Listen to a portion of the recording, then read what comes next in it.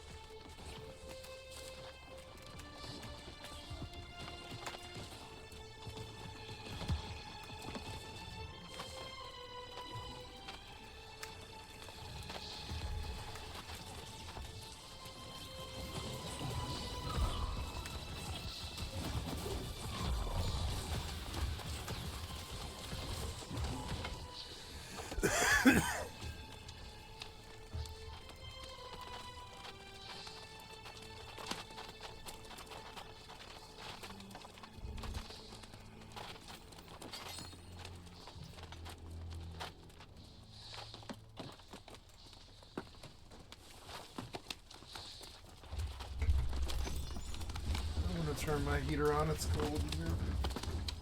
Turn it on, damn it. There we go.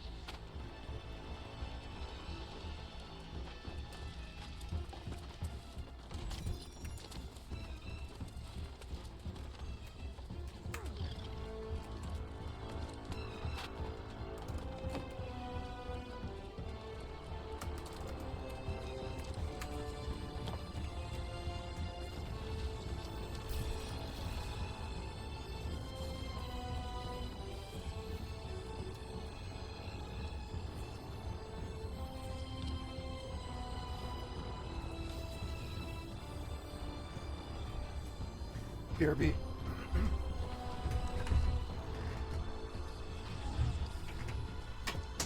Oh, I dropped my pen again.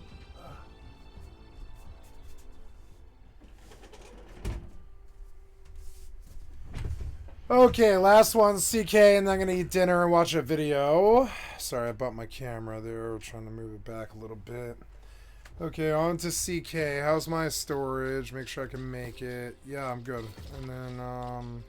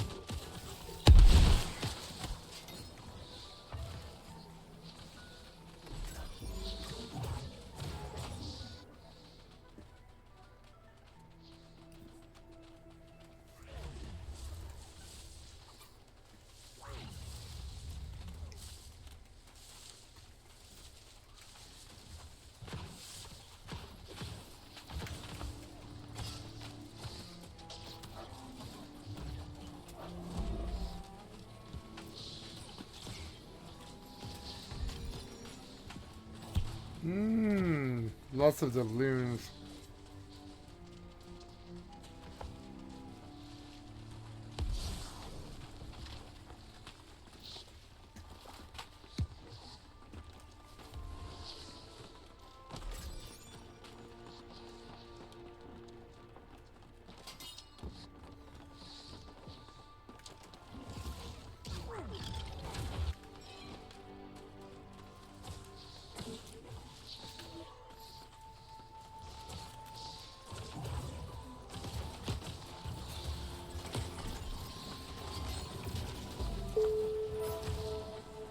Ooh, sails.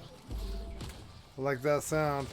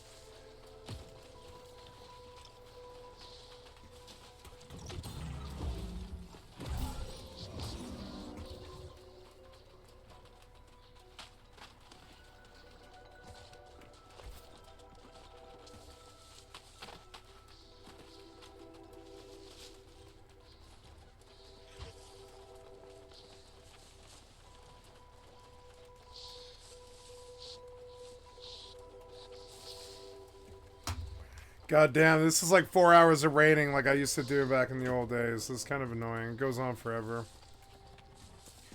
I took a break kind of in the middle, which is good. It's about to end here, which is good. This is the last thing.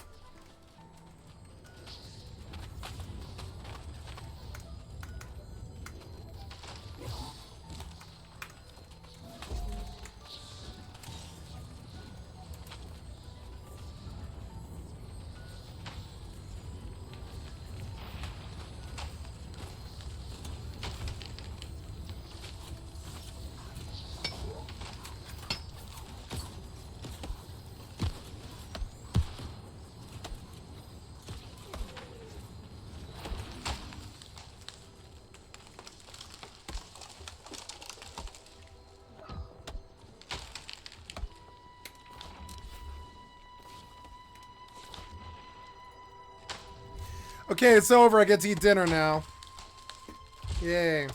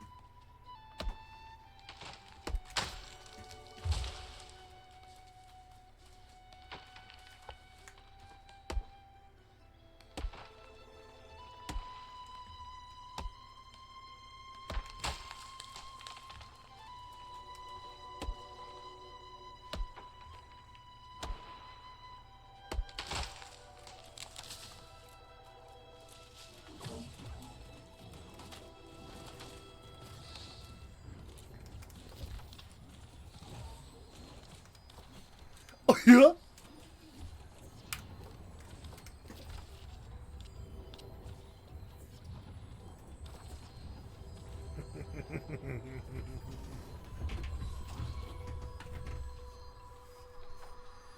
BRB. You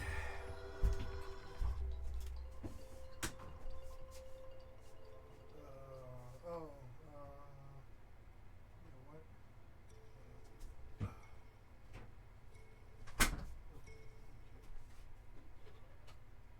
Ooh, looks good.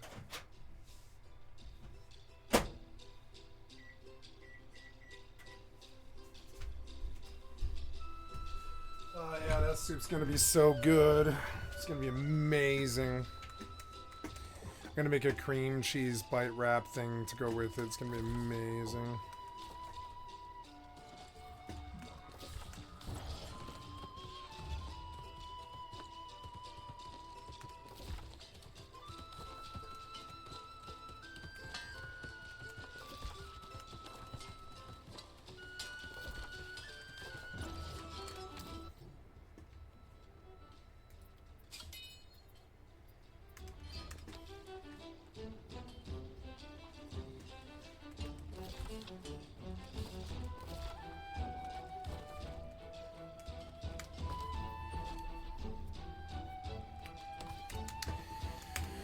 Okay, I'm gonna turn off the music now. It's been going on for hours. It's been 4 hours of fucking ECR. I'm gonna cool down here and take a small break.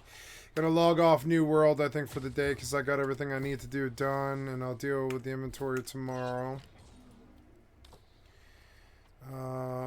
Yep, exit the desktop, and yeah, I'll go out and adventure now. Well, no, I'm gonna wait. I'm gonna wait until I'm done with dinner. How Fable 3 and why it closed Lionhead, huh? Game Studio Lore. Mortisimo Gaming from Avowed. Let's listen to a Mortisimo about Avowed. That'll be good. I am gonna go see about my dinner. I'll be right back. Oh, sorry, I bumped my camera.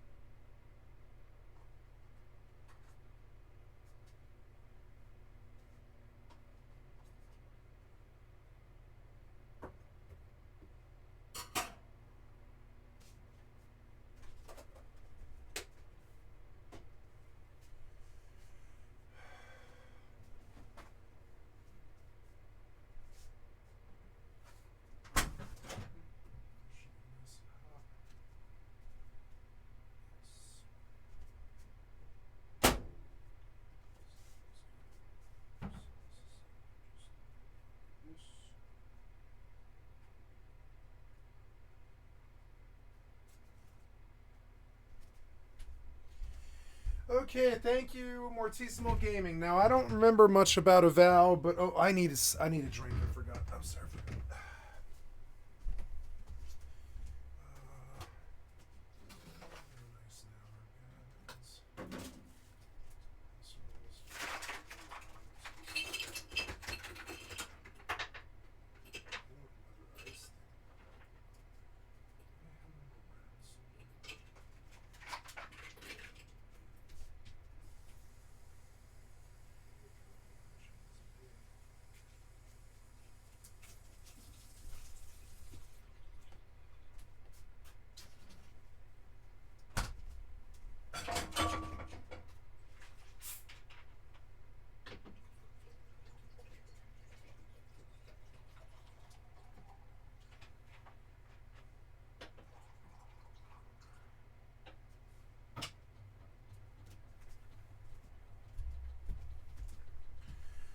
Okay, dinner time. Got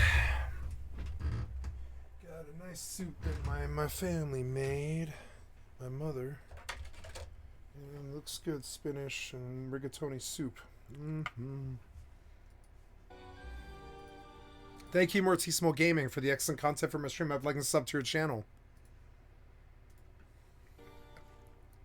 What's going on, everybody? Mortem here, this time bringing you a preview of Avowed, which I have played for like 8 to 10 hours, give or take, as well as interviewed a bunch of the developers at Obsidian Entertainment. Now, obviously that comes with a few explanations and a general rundown of what I've played and what this preview consists of, so I will have this timestamped if you just want to get to the juicier part of the video, but it is important that I mention up front. So basically, I was invited by Xbox out to Obsidian Studios in Irvine to, of course, play the game for a couple hours as well as talk to the developers and everything else. So Xbox provided the trip and set it all up. This is the first invitation for anything like that I've ever accepted, which was primarily because it was Obsidian Studios, which are behind many of my favorite games, including the Pillars series, which Avowed is based on, but also Avowed is my most anticipated game, so it was all around a very unique opportunity. Of course, we're going to get into some criticisms and concerns I have with it, as obviously this is a big genre shift, but with all of that said, while I was in Irvine speaking with Obsidian, I only played the game for about 2 hours. Afterwards, they made the game available remotely for a couple of days, where I played it substantially more, which is where most of the footage you're seeing is coming from. And I believe this remote preview was granted to a wider audience as well. I'm not for sure on that, but that was the impression that I got, especially since in terms of people that were actually at the event in Irvine was a pretty small group. With the main difference between those two things being that the people who were actually at the studio, of course, got to interview all of the devs and just speak to them generally about the game. Now, with all of that stuff said, the next thing I want to talk about is exactly what this preview was and what I'm showing you and what we're going over. So basically, the preview for the game was the very first part of it, character creation, the prologue, and the first area that you'll actually be free to run around in, which is Dawn Shore, which is where we'll touch base on the Living Lands. Now, I can talk about character creation and the prologue, which we're of course going to do, but it was requested that we don't show any of that, specifically because a lot of it is still very much work in progress in the build that we had access to.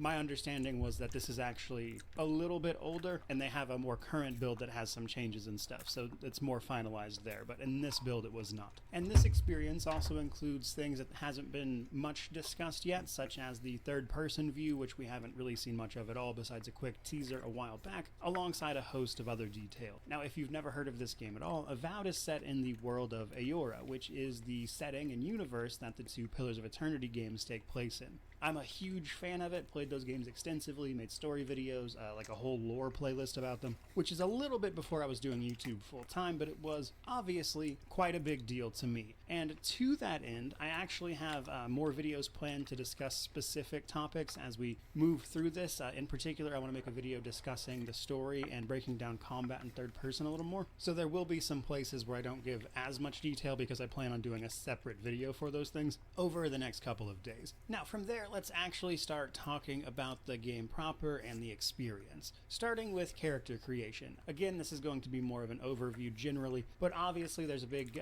cosmetic character creation and You'll be It looks able okay. to customize your envoy for the Alldayerryd Empire. Now, your character is always a godlike, but you'll be able to choose between human and elf. So those are the two playable races. If you're unfamiliar with what a godlike is, basically it's a sort of sub-race that can belong to any other race, as it is someone who was touched by one of the gods of Aora while they were still in the womb, and thus they have all sorts of physical manifestations relevant to that god's sphere of power. Now, you being a godlike in this day and age is of note, as they have largely disappeared from the world following the events of Pillars of Eternity 2, but again, we'll cover that in the story video. Now, right away, there are a lot more races involved in this particular world, like the Amawa, which are like scaly humanoids, and then Orlans, your smaller furry type people, and then dwarves, of course, so things like that. We, however, can only play human or elf. I imagine a lot of this is just down to scope, you know, things like animations, etc. But as an envoy of the Alldayerryd Empire, humans and elves are the predominant people there. So it does make sense lore-wise, but sure, it's definitely a bit disappointing. Now, in terms of important character decisions and character creation, the main thing you're going to be picking here is your background and customizing some stats. So there are 5 different backgrounds, which are Scholar, Augur, Scion, Scout, and War Hero. Now, each of these affects your starting stats, that is to say, it distributes them. Combat looks good! It's not however you please. Combat looks also okay! affects dialogue throughout the game. This seems to come up a lot dialogue-wise. And in fact, it seems to affect your ability to converse with certain companions a bit more. For instance, the one companion we had access to here, Kai, is an old war veteran. So if you are a war hero, you get a ton of extra, like, dialogue options that allow you to relate to him, just to give an example of one of the ways in which they come up. But outside of cosmetic stuff, that's really the most important part. Now, following this is, of course, the prologue of the game. The prologue, I would say, serves as a really good primer to the universe and also the immediate situation. So, obviously, this is aimed at tutorializing new players and getting to terms, I would say, with the overall feel of this particular game. I think they did a pretty good job here. It's as quick and painless as you need it to be if you're really familiar with these types of games, and then if you are really dedicated to learning more about the universe, there's a lot of stuff in there as well, and there's even a hidden room to find. Now, I want to mention that in particular because as this is a game set in a very well-established world, there's a lot of lore to get caught up to date with if you want it, and I think they do a good job of presenting that in a way that isn't going to be overwhelming for a lot of people. Now, to help along with that, when you're in dialogue with people, you can bring up a dialogue history and look up like the exact terms they're using, which is something a lot of It's games another do, but I just want to point it steampunk. out here just because Or, of how I don't know, well-established pirate? this world Something, is, it's and a another lot of the pirate terms game. may be unfamiliar to you, like for instance all of the game's various gods and stuff, and the events of even the previous Pillars games, which will be referenced here and there, even if they are not immediately impactful to the story here. All that to say, I think they did a pretty good job with the prologue itself. Now, story-wise, as I mentioned, we're the godlike... Soup is good. I'll be right back. Hearty soup.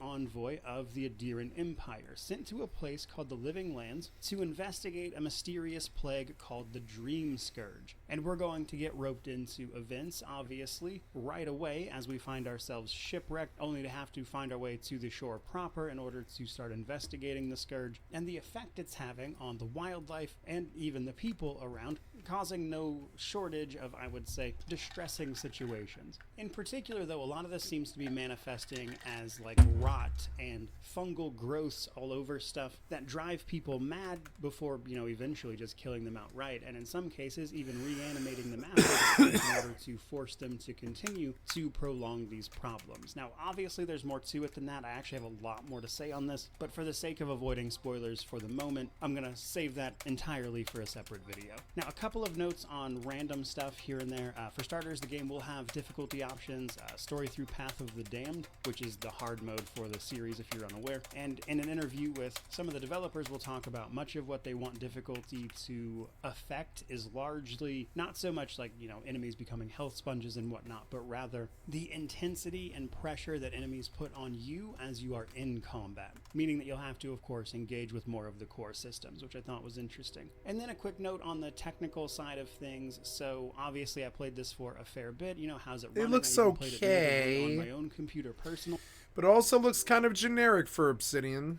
So I got a pretty It's good looking like that game, Greedfall. feel for it. Most of it seems to be in a pretty good I didn't like Greedfall. place. I would say the biggest issue I ran into personally was that The combat looks okay, though. I did experience a fair bit of micro stuttering and then some other minor bugs that were... Yeah, I bet. Oh, it's dropped down by about 10 people. That sucks.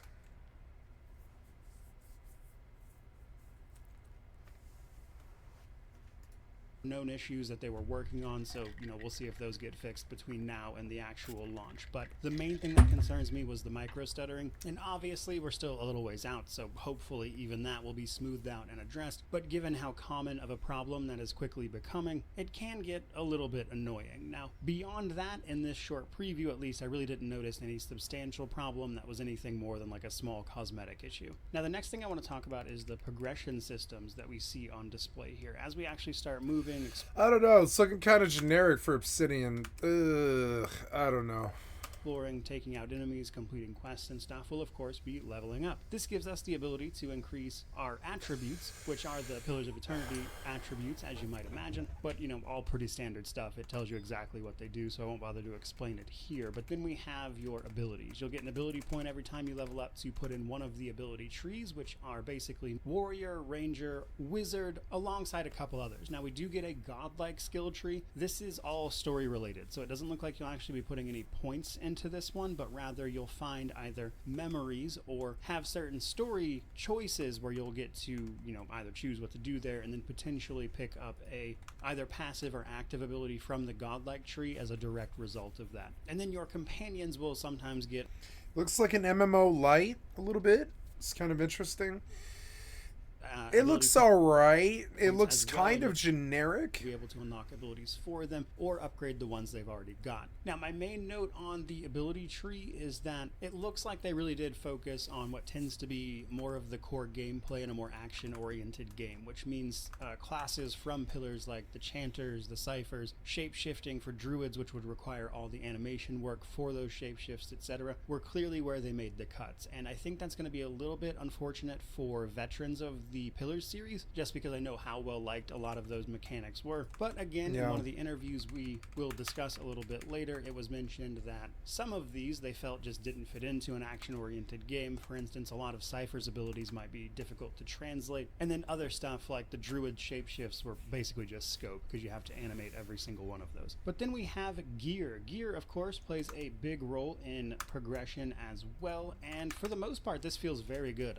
Very Pillars of Eternity in terms of gear progression, actually. So you'll get basic gear, your common items, which includes different types of armor, light, medium, heavy, gloves, shoes, etc., and all of that has various effects, all the different weapon types, etc., and you can upgrade these with materials you'll find while exploring, which will then, of course, make them better, but you can also do this enough until you push these items into the next rarity tier, and that's important because your main armor set, like the chest piece, as well as your weapons, their rarity tiers affect directly how ready you are to engage other enemies in combat. And in fact, you take a damage penalty against enemies that have better gear than you, so upgrading that is very important. But beyond just the basic gear, you will of course find unique items as well, and these unique items have unique effects, as you would expect, but also can be enchanted further to increase or change the effect of that base unique property. This is like directly from Pillars of Eternity, so this should feel familiar to you if you played those games, but enchanting is the mechanism that allows you to upgrade uniques to make them even more unique and suited to your playstyle. As an example, I found a unique sort of lightning-based pistol that I loved and could upgrade to cause it to do shock accumulation to everything around the enemy that I hit rather than just the enemy I hit. So basically, while it certainly doesn't include everything in terms of what Pillars of Eternity had to offer, the progression systems feel very Pillars of Eternity, which I was happy to see. Next up, let's talk a little bit about Dawn Shore, the area which we explored. So this is a relatively tame part of the Living Lands where we set about investigating the Dream Scourge. Now, most of what this opening area does is introduce concepts. The Steel Garrote, paladins of the goddess Woedica, for instance. The Adeiran Empire and their relationship with the people who were already in the Living Lands when the Adeiran Empire came to set up shop. So there's a bit of a tense situation there. And much of this area and its side quests delve pretty much directly into those things, so you can kind of understand the situation and what you're walking into. But there's a few things I want to mention more generally about the game and, exploring these areas. For starters, exploration seems very fun. Like, there's so much stuff you can go and see and do, and it's very open. Now, this system, if you're unaware, is going to be similar to Obsidian's previous work, Outer Worlds, but bigger by comparison. So the game is not truly open world, but rather you will have several large hubs that serve as different areas of the game you can traverse, the first of which is Dawn Shore. So right away, much bigger than the Outer Worlds areas, but also, frankly, just more dense. There was a lot of stuff going on here, and in fact, they very much so built up in addition to wide. That is to say, you could climb all over stuff. How is this guy outside my base right all now? Sorts of different things, and while Before some I places got are there. more directly marked, you can be probably pleasantly surprised by just how much you're able to climb and move around things that don't look like you'd be able to initially, which is often how they seem to hide secrets and stuff from you, which I thought was a lot of fun. The hell There's was a lot this? of verticality to these areas, as well as simply being bigger than the Outer Worlds. What's more, though, right away, I would say there are heavy themes of rot, death, against the backdrop of thriving life, as you would expect from a place called the Living Lands, but also the Dream Scourge, which seems to manifest quite literally. Oh, I lost a nail gun. They play around a lot with that visually, and you're going to see a lot of it. And I actually got to interview some of the artists and stuff who worked on a lot of that, and I had a lot of interesting conversations with them about, trying to make sure the paths were visible to the people who just say wanted to do the main story, but also that you could find all this off the trail hidden stuff that wasn't really marked or highlighted at all. So basically, while Dawn Shore might be a little run-of-the-mill to get started, it's a very fun area, and I wound up enjoying exploring a lot more than I thought I might initially. And what's more, to really drive that home, a lot of the NPCs and stuff you'll talk to can be dealt with in many different ways. A lot of the side quests had multiple outcomes. There was a side quest with a woman who was dealing with a soul malady, a common problem in the world of Pillars of Eternity. Well, not exactly a common problem, but a thing that can happen where someone's soul, via the cycle of Well, I lost a nail gun. gets messed up somehow. So right away we see those themes, and how you deal with that situation can play out in numerous different ways. I dealt with a conflict between pirates and the old Valen Republic, as well as the previously shown off quest Dawn Shredder as part of Gamescom. So in every one of those situations I had a ton of different options to deal with every situation, sometimes peacefully, sometimes violently, and it looks like, at the very least, that part is definitely classic Obsidian. Now, what's more though, because this was relatively limited to the first area, we obviously don't He see had a lot two of nail adventures and guns. Did you consequences and notice? how that plays out over the course of the game, which I will of course hope to see in the actual game. So in theory, that stuff should cascade into bigger, more impactful choices that lend themselves to replayability later on, but obviously I didn't see too much of that here. Next up though, let's talk about combat, because there is certainly going to be a lot of it in this particular title. So combat, obviously action, the switch from the isometric CRPGs that the universe was originally is going to be a big part of this. And when they first showed combat, a big bit of feedback that they received, and was pretty much all over the internet about it in fact, was that combat did not seem very impactful. And from that, they said about Combat didn't seem responding to that impactful? feedback, which we've seen as recently as the Gamescom showcase. And I wanted to address that first, because I will say that while it definitely has a little bit of like jank and awkward animation here and there, I don't care combat about the set I feels lost. a lot more impactful impactful than it looks, It was which is free. a hard thing to convey over video. But when you're actually attacking things and being hit, when you actually have the controls in your hands and stuff, you can feel a lot of that in a way that, again, is just better than it looks simply being on screen. So hopefully that is something people see when they actually get the chance to play it for themselves, but I was pleasantly surprised by that. But let's talk about a few different other things. So I tried a whole host Oh, of he different got ways me. to approach You combat in my bastard. time with this one, and surprisingly, I would say pistol and wand wound up being my favorite parts of it. Basically, you can equip an item to each hand. You can dual wield, you can go sword and board, you can have a two-handed weapon, you can put a grimoire, which is a spell book, which can have its own spells as well as the spells you've learned yourself to use. And then, of course, that is combined with the classless system that gives you all sorts of abilities to make a custom character that feels like a, I would say, multi-class pillars character. Because in the isometric pillars, you could, of course, actually have a wizard who used pistols as an example. So it feels right at home here. Now, the downside to, say, dual wielding is that you won't be able to block, which means you have to rely entirely on dodging out of the way in terms of enemies. So that's something to keep in mind. So shields are obviously more readily able to block incoming enemy hits, which lends itself to some of that intensity and your methods of dealing with it that I mentioned earlier in terms of the difficulty of the game. But as you're hacking away at enemies, you'll be building up a stun meter. When it's full, you'll get to perform a special attack with whatever weapon type you have equipped. So each weapon has its own sort of special stun attack that deals a bunch of extra damage, of course, and puts a little bit of flourish on the combat. Now, in order to use your abilities, you're going to need essence. Now, it's called essence because regardless of the ability type you're actually using, that's what it is. So even if it's a more melee-focused style ability, like, say, charge, you still need essence to cast that, which is in addition to a stamina meter. So you will have a stamina meter. Things like your gear can affect how much stamina you're using and how impacted you are by, say, heavy armor, which will theoretically keep you from hacking away indefinitely, and you also need to use that to dodge and the like. So managing that a little bit is going to, of course, be part of the experience. Now, you can also play a more stealth-oriented character if that is your desire. Cool. As a base, you get a godlike ability that allows you to stealth attack enemies from behind in melee, though you do have to watch out a little bit. Enemies seem to be decently aware of this, if only because of your companions, if nothing else. But you can get a ranger ability that makes it easier to go invisible in combat and set up these attacks as well. So basically, it is possible to play a stealth-oriented character, so that's definitely worth knowing.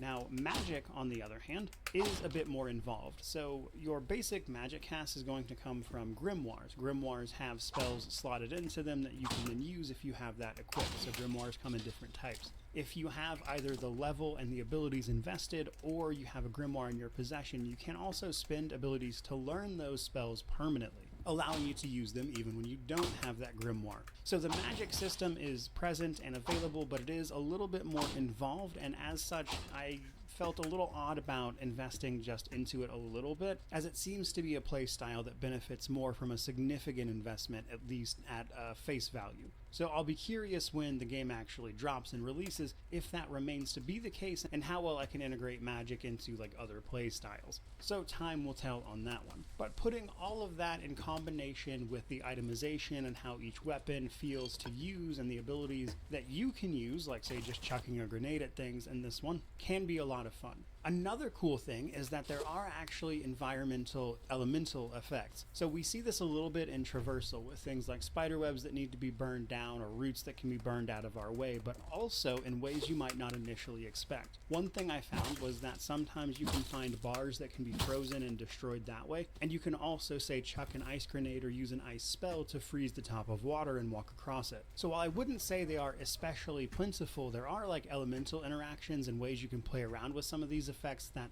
lead to surprising outcomes, which felt pretty fun. Now let's talk about companions, or in this case Kai, as he's the only one I got to experience here. Kai is voiced by the same person that voiced Garrus in Mass Effect, and he is an Amawa who deserted the Rauatayan Navy before coming to the Living Lands. But the reason he deserted the Rauatayan Navy was the most interesting part, because he actually took part in their campaign in Deadfire as part of the second game, where he was not a character, but that's his background, and I thought that was really cool. He also has a very, I would say, disillusioned outlook on war and strife, which is what caused him to desert in the first place, and overall he seems like a really cool character. I can see why they led the game with him. Now, unfortunately, at least in my time with the game, he did not seem particularly useful in combat. In fact, he seemed to die quite a bit, and it didn't always feel like he was making much of an impact damage-wise. Now, this did get a little better. Oh, once he I got hit me? geared up, so I'm curious how it you changed bastard. over the course of the whole game.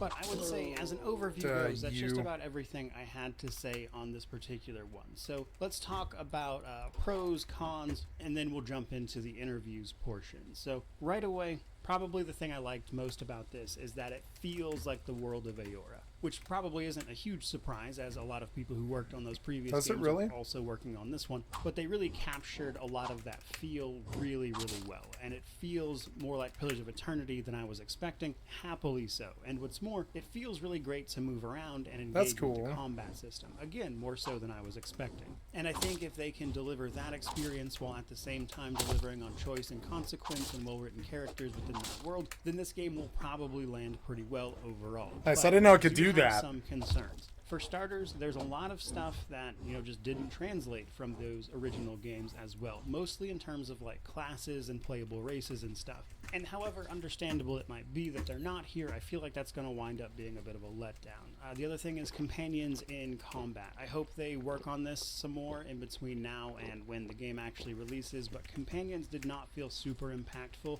in terms of like combat and things. Like, they were useful in terms of traversing the environment because they could use abilities to clear stuff out of your way, and of course they chime in with interesting things to say on quests and whatnot, which is great, but combat wise they didn't feel particularly useful. Another concern of mine is the $70 price tag, which you may have seen. They announced pre-orders $70 price tag, and we saw the $70 base price and a and premium it's edition EAC probably. Stuff, as well as a few days early access to it. I don't love the price increase, especially since this is already going to be on I gotta Game say, Pass day one. Frankly, in order for this to justify that price tag, I think the game would have to knock it out of the park, because increased prices come with increased expectations. And while that's certainly a possibility, I haven't played the entire game yet, it's still not something I love to see, and time will tell how that actually winds up panning out. So altogether, I had a pretty good time with it, but I still have some concerns, of course. Now, I will be the first person to tell you that I would have preferred Pillars of Eternity 3 all day, every day, but it's no secret Pillars 2 especially did not sell particularly well. Now, from there, let's move on to the interviews and some discussions I had with various team members over at Obsidian, but I want to kick this off by setting the stage a little bit, and a little bit of self-critique, actually. So, as I'd never really done anything like this before, I was a bit ill-prepared for the interview portion of things, because A, I don't interview people really, but also in terms of equipment. But now I know what to expect. I would say that if something like this ever comes up again, I'll be a little more prepared, in particular setting up something to allow me to properly audio record these, because these were mostly just conversations I had with developers where I took a bunch of notes that I'm now going to relay to you about various things I had the chance to ask questions about. So while they were very interesting conversations, I do feel like I could have done better in terms of taking exactly what these people were saying in the form of like recorded audio as an example and bringing it to you that way. So fully admit that one's on me, bit of an experience on my part, but nonetheless had the chance to ask a bunch of very specific questions, which I naturally did, and so we'll be breaking these down by who I was having the interview with and the subject itself. Now, we kicked off these interviews by talking with Carrie Patel, the game director, talking about the overall direction of the game. This is where I got to ask questions like, for instance, were they planning on supporting modding? Were they optimizing for the Steam Deck? That type of stuff. So on the modding question, no, but I figured it was worth asking, especially since, games like Fallout New Vegas from Obsidian have obviously been modded quite a bit, so I was curious if there was going to be any... You suck 50 billion bags of dicks a day, you fucking loser. The short answer is not really. Yeah, you did. You didn't. You sucked 50 billion bags of dicks today, didn't you? You did. You did. Look at you. You suck 50 billions of bags of dicks, don't you? Yes, you do. Yes, you do. You look at. Tell the audience how many bags of dicks you suck every day. You suck 50 billion bags of dicks. You do. Just in case you listen to them. They listen to you. Which was also the case for optimizing for the Steam Deck. It wasn't like a specific focus of theirs outside of just generally how well things run on there. The rest of this particular conversation was centered around just various specific topics directed directly related to Pillars, as Carrie Patel had worked on the Pillars series previously before becoming game director of this game. So a lot of the rest of this interview outside of those things was more directed towards things that were then later expounded upon by other interviews. For instance, we talked a little bit about the push to make combat feel better, but then I interviewed people for combat later who went into a bit more depth on that and how they went like frame by frame trying to improve it alongside some of those narrative threads. So for instance, our godlike character seems to primarily be able to pick from like fungal growths in terms of what their physical manifestation of their god Got a quarter which level. is not typically represented as the normal pantheon. I'm gonna keep getting XP. And we see a lot of Doesn't matter what they death and do. decay via things like the Dream Scourge and the Living Lands. And we talked a bit about how those things, the juxtaposition of life versus death in the Living Lands itself, alongside the colonization, which has Born losers will just be born losers. Deadfire, What can and I do? What that meant for the series overall,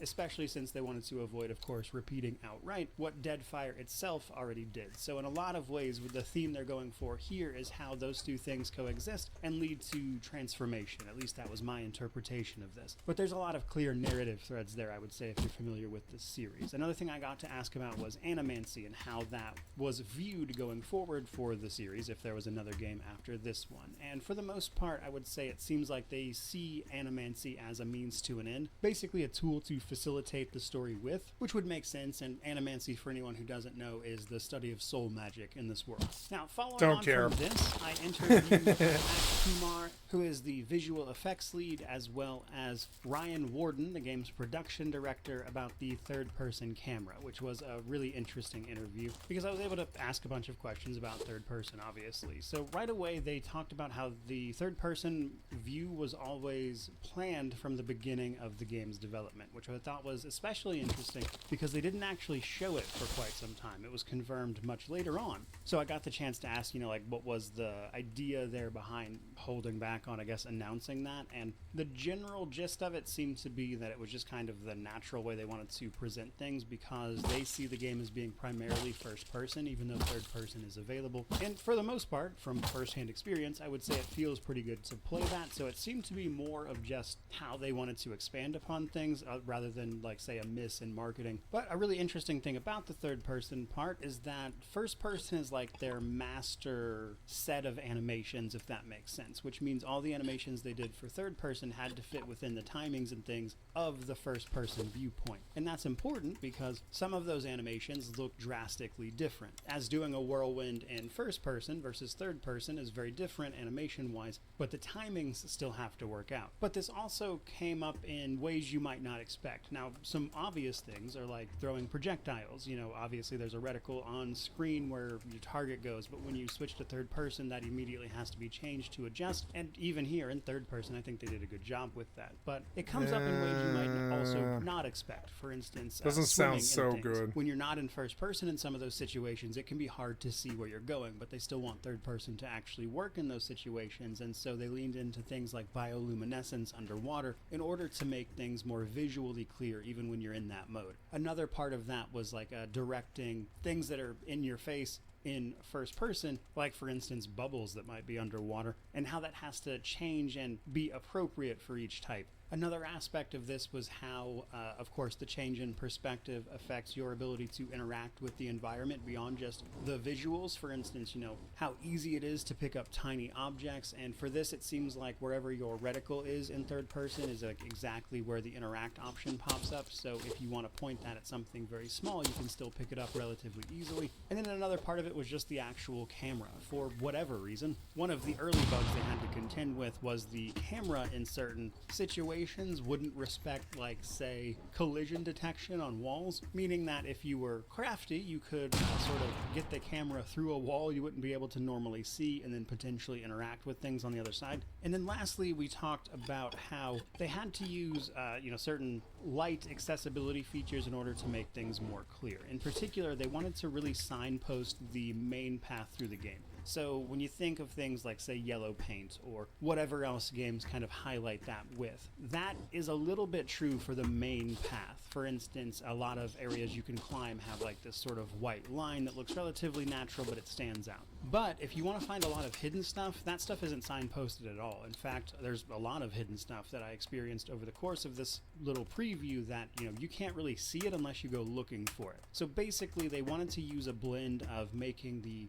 path forward, or the path through the main story in particular, as obvious as they could make it without being kind of ridiculous, but also making sure that, a lot of the hidden stuff was just that, hidden. You actually had to go find it. And I thought that was a really interesting conversation to have. Now, following on from this, I had an interview about combat with gameplay director Gabe Paramo, as well as senior combat designer Maxwell Matzenbacher, which I hope I'm pronouncing his last name correctly. These guys were, of course, heavily involved, as, combat and gameplay, in the decision to go through combat basically frame by frame after that initial showing in order to respond to the feedback that it didn't feel very impactful. And, of course, some of the things that went into making each bit of that feel a little better. And having played the game, I think they were mostly successful on that particular front. Now, another thing I was able to ask these guys about was the decision for a classless-based system. And some of that comes down to flexibility, trying to remove restrictions to the player and the way you want to play the game, but also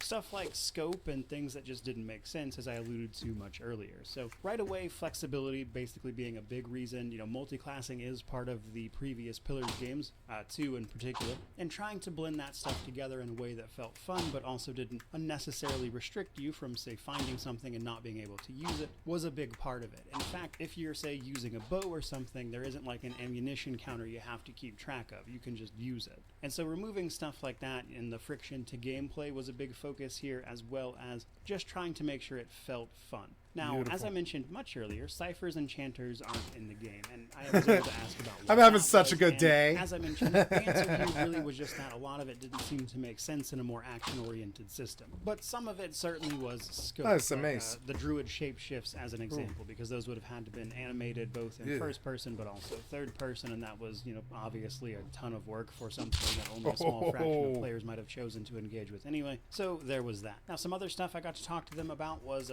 balancing around certain types of combat and some of the weapons available. For instance, they talked about how the dual wielding in particular needed a bit of a balancing pass at first because it was extremely strong, especially the dual pistols where you would just be shooting everything down before it really got a chance to react to you. So those were some fun conversations as well. And then when I talked about difficulty earlier, a lot of that information comes directly from these guys, as they want to avoid enemies feeling like, bullet sponges, and that balancing was still ongoing a little bit since release is a bit away. But in particular, they wanted difficulty to be more about putting pressure on the player and making sure you're utilizing the systems rather than just being a straight increase in, say, health, as they don't want the difficulty going up to simply mean that you're hacking away at an enemy forever, as opposed to it meaningfully challenging you in some way. So it'll be cool to see if they manage to bring that one home in the final version. And then the last thing I wanted to mention here is we talked a bit about equipment and companions and how their role will be in combat. But in regards to equipment in particular,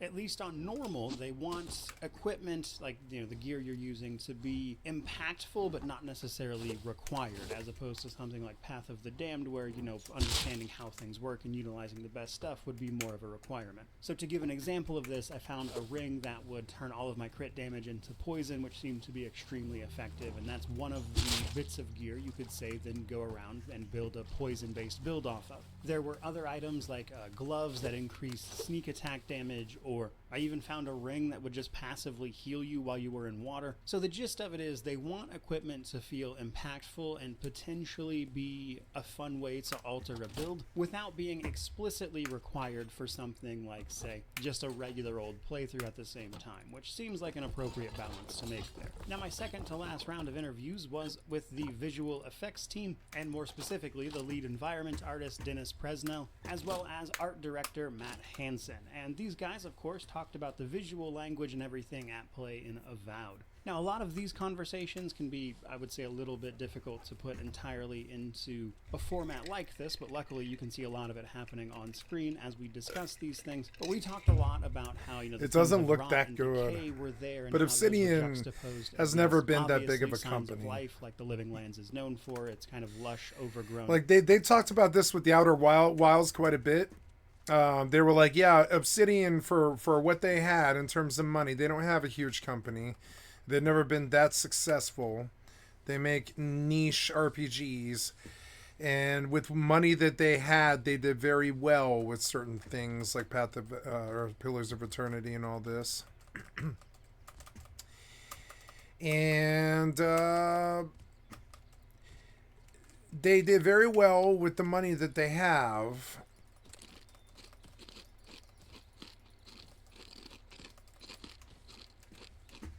You know, they do very well with the money that they have, but they don't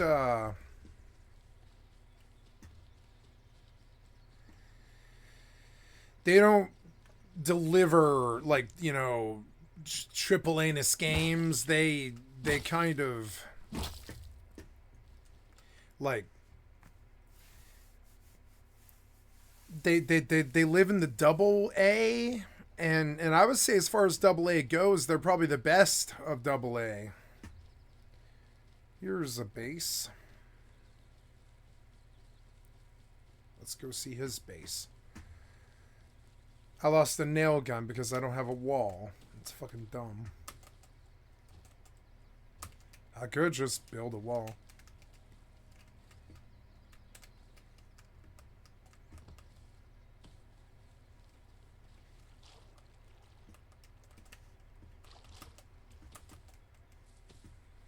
Fishing village and harbor. Why is there smoke right here? It's like swamps. It's like swamp smoke.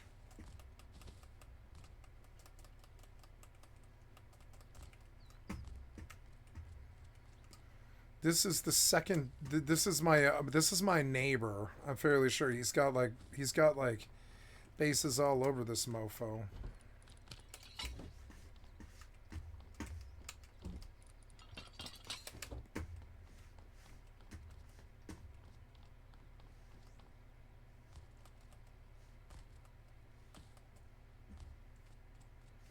It's fun to explore all this.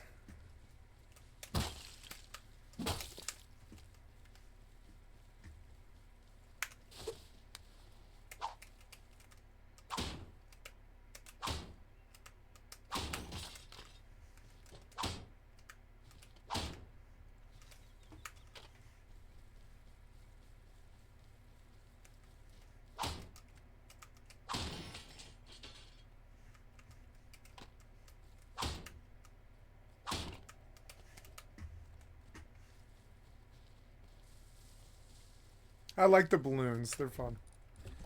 Ooh. It's high external wooden gate.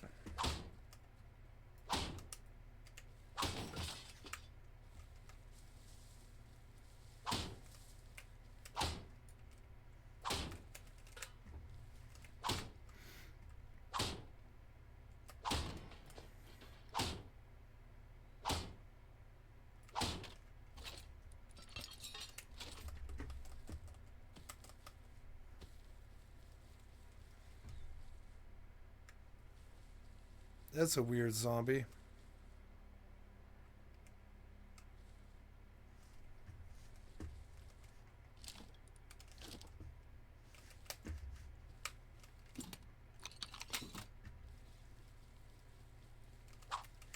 Don't shoot me. Oh, don't shoot me.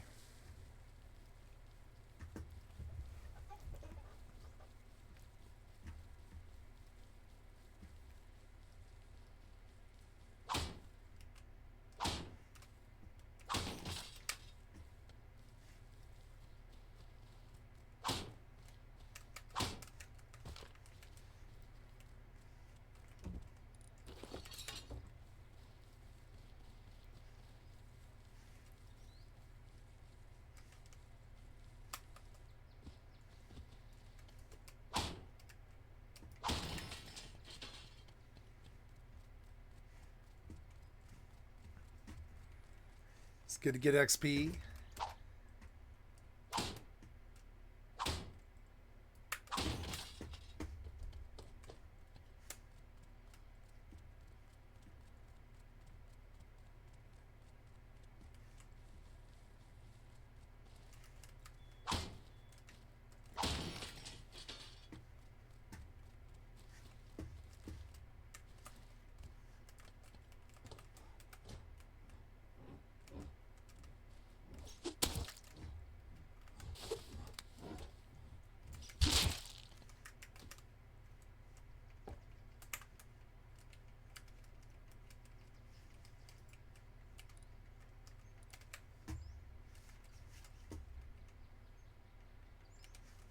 I guess not.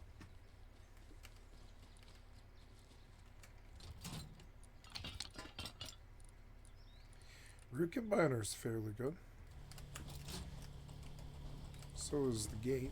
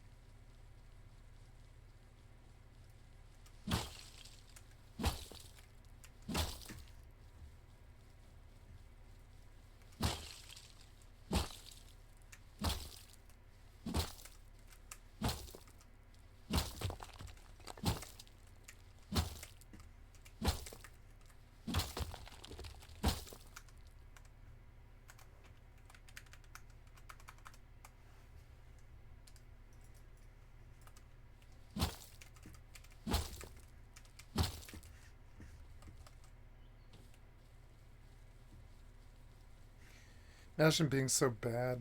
Oh man. Just gonna be quiet. Imagine being that bad. Oh yeah, is it Radtown? I haven't been here yet. Or no, wait, I have been to Radtown, yeah.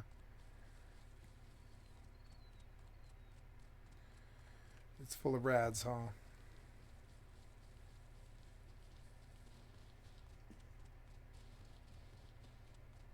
No? Radtown doesn't... Oh, there we go. I was like... Radtown has rads, right? Oh, that sucks. Hmm.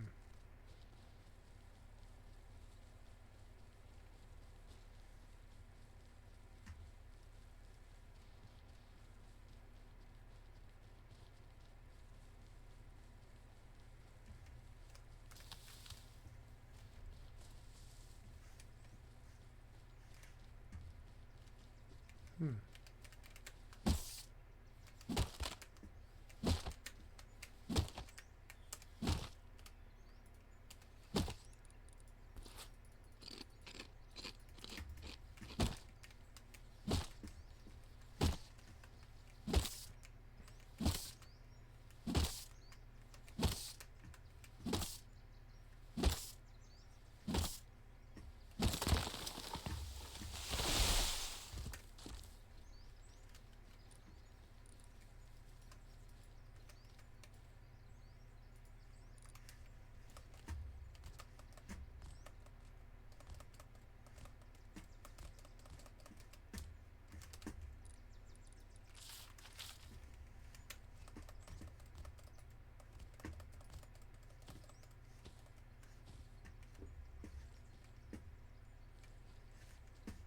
I will learn Radtown.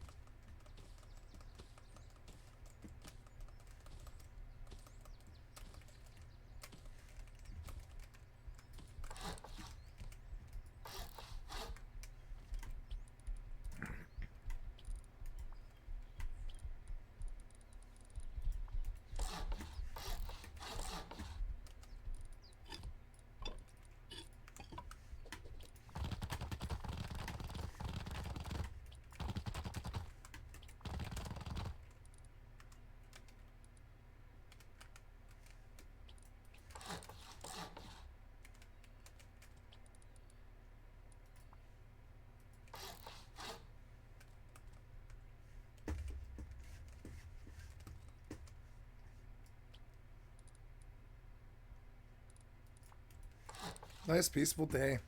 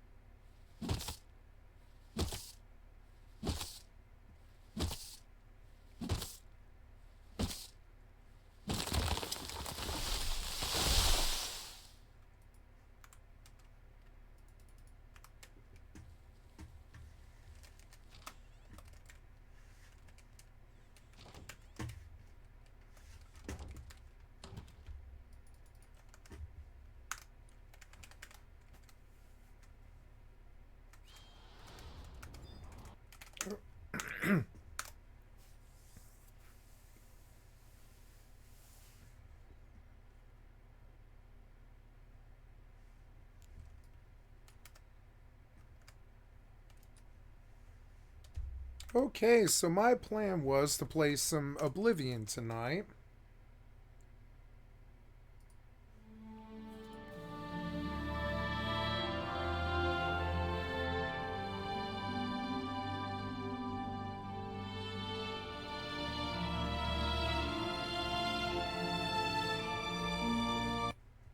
Loud. Before I do that, I would like to mod it slightly, but first I want to see if what I'm looking for is here. Oblivion floating damage numbers. Floating damage numbers.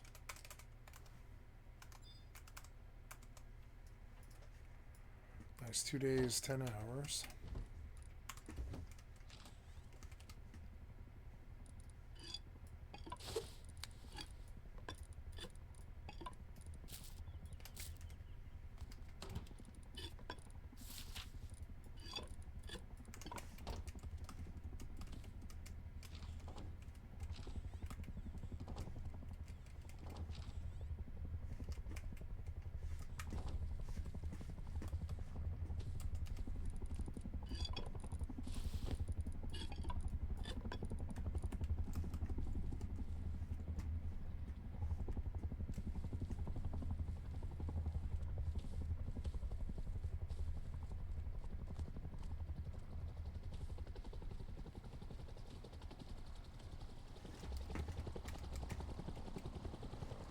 So cool.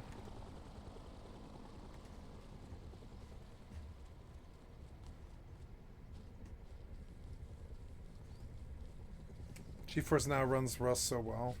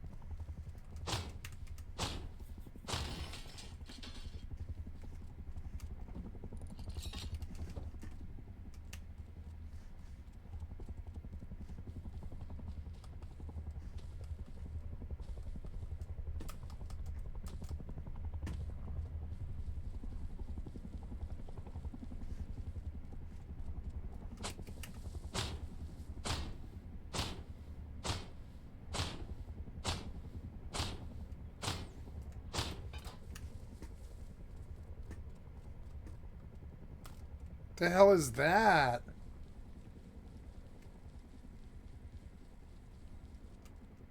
It's what's his name? It's he always builds like this. It's Milligan. It's Milligan. Who else on this server right now? End of Life, Deuce Head, Use Code 1984, Cutlass, Rusty Shackleford, Kia, Dro, Flame Cat, and Killer Bug. That's a lot of people that I saw, kind of.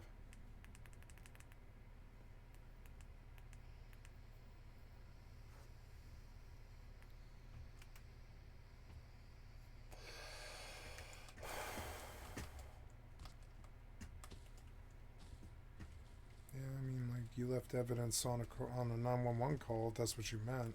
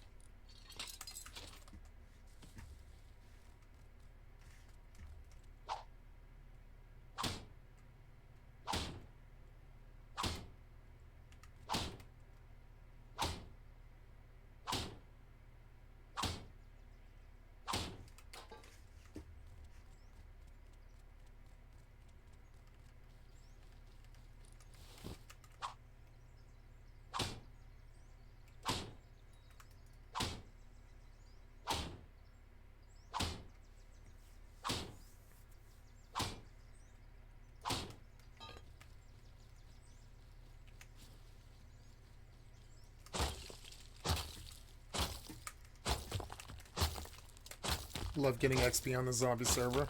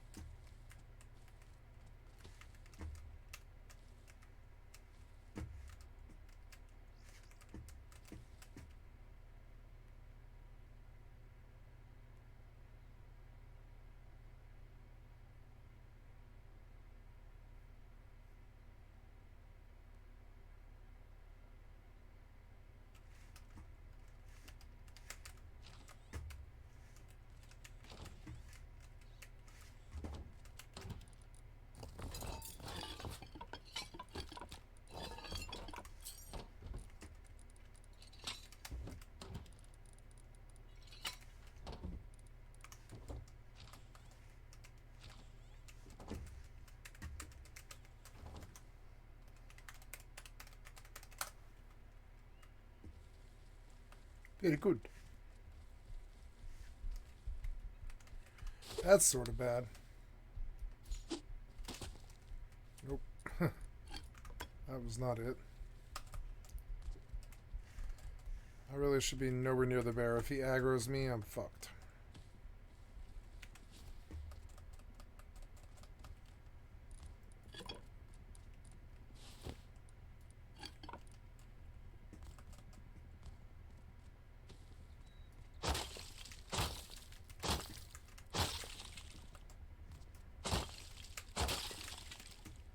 There, that's what I was looking for. Yeah.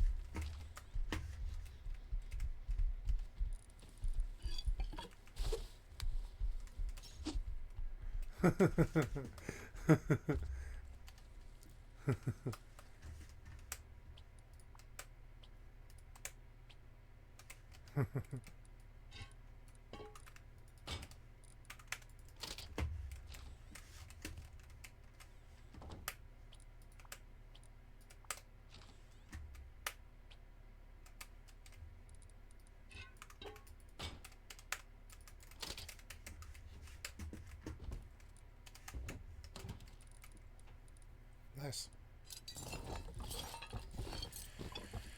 Well, I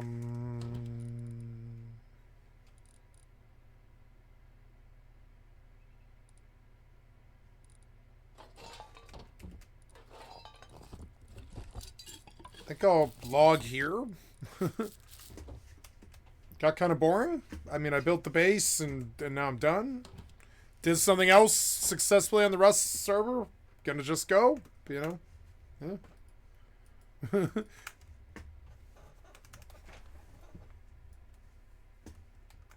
So now, I will go Immortal. Oh, I'm tempted to play Path of Exile, but I don't like isometric. I know it's going to annoy me in the end. It's going to be like, no, I don't want to talk shit about a developer for 20 hours. I'm just going to be like, no, I'm good.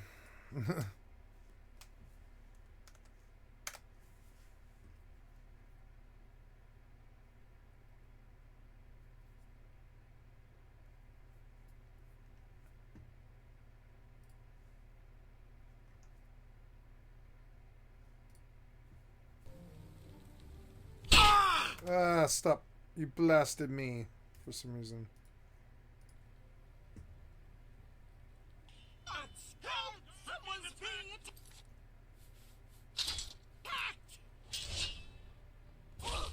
Oh, 7.6. 6.5. So, but...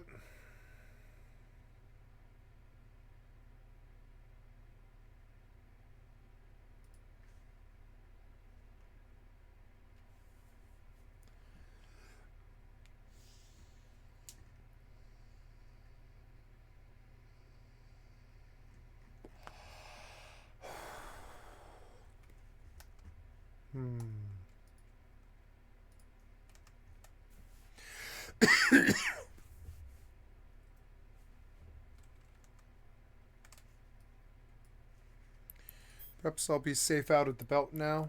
I don't know. Been a lot of harassment from the kids today.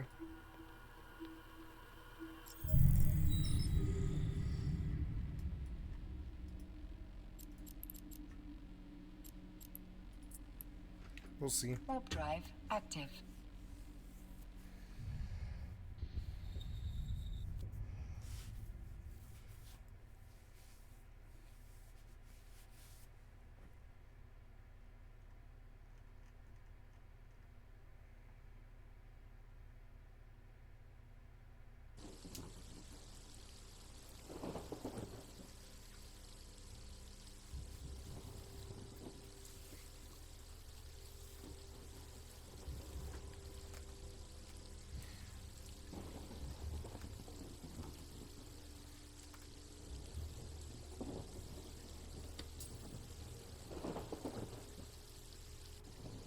I got killed in the sewers. It was so dumb.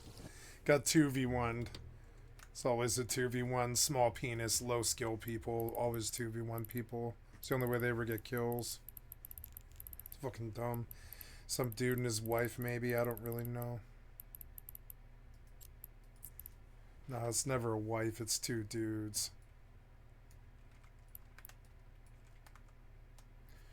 The tamer was jumpity. I should have stabbed the tamer to death. They didn't have any armor on.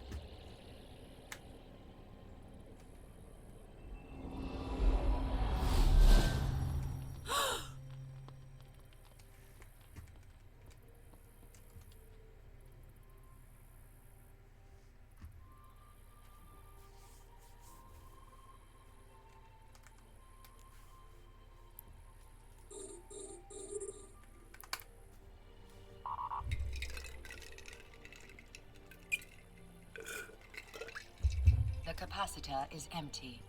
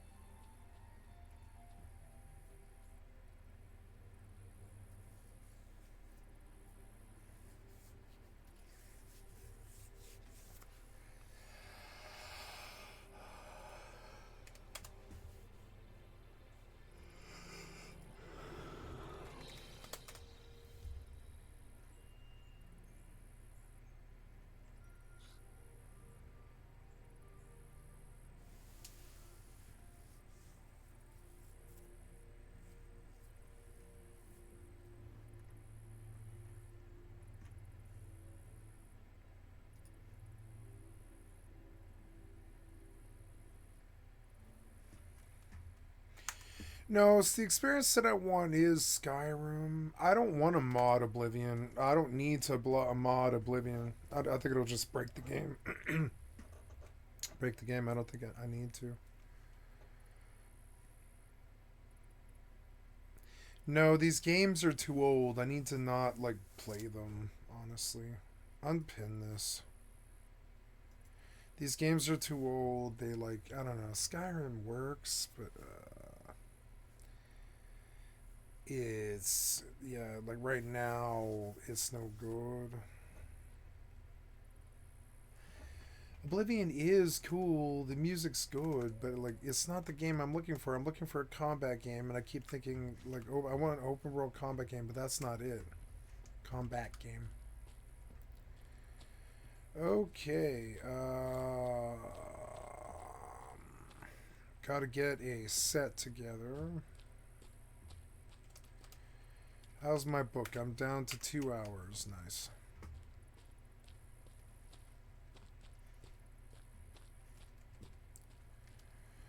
This was The Great Balance.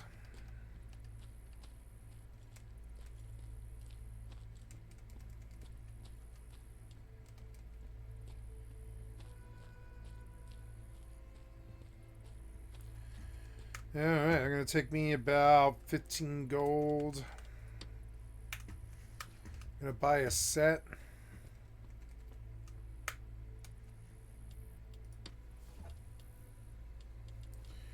Yeah, buy me a nice spear.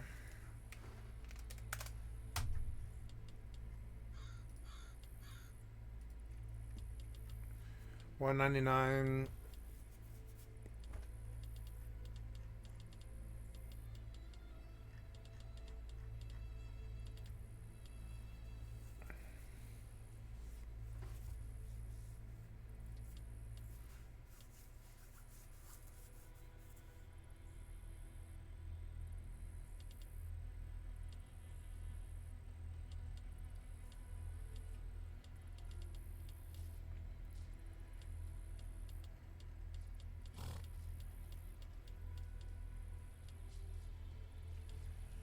Oh my god, the spears get expensive fast.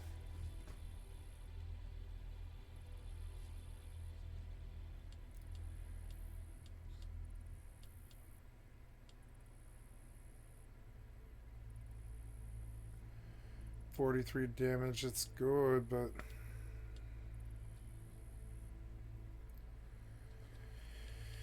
yep. Gonna buy that.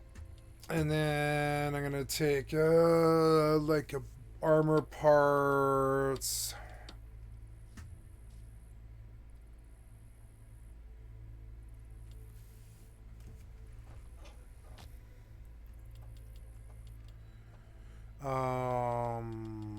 Yeah, search. No, get rid of spear and just say search.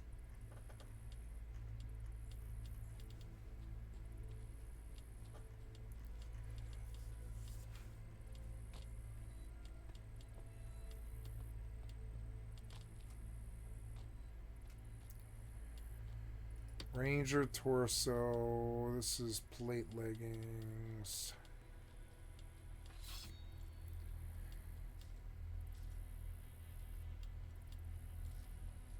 Left arm. Right arm.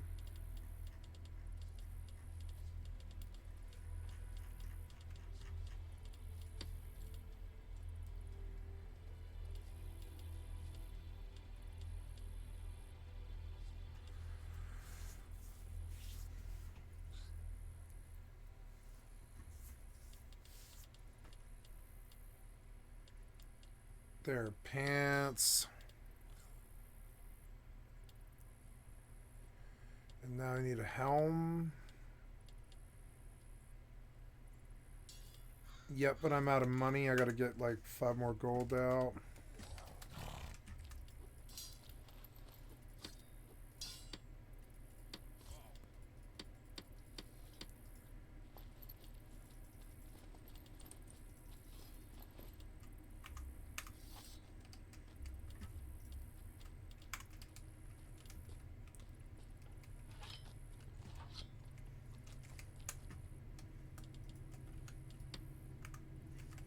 I stole this money anyways, so I mean, yeah.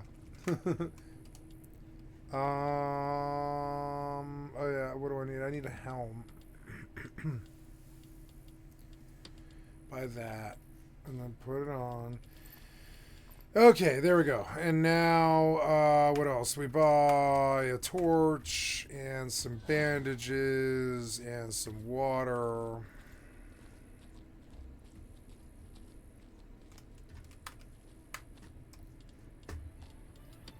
Torch.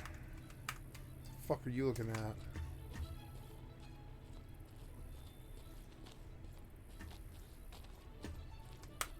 See what a nice talking to you.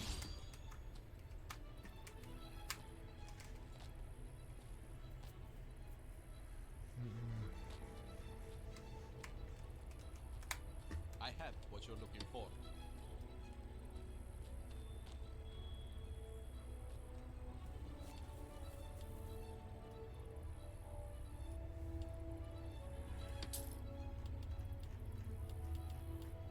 Please, come again.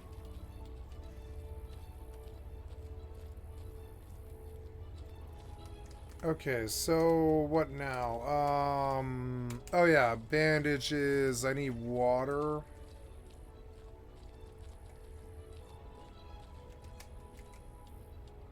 Oh, I didn't buy the bandages.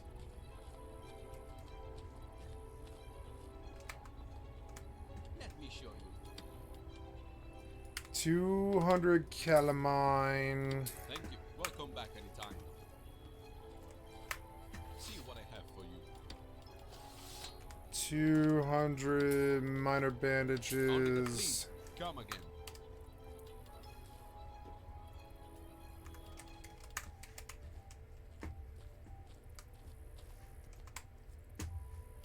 Simple pig pie will buy you like 480 or something like that. Yep.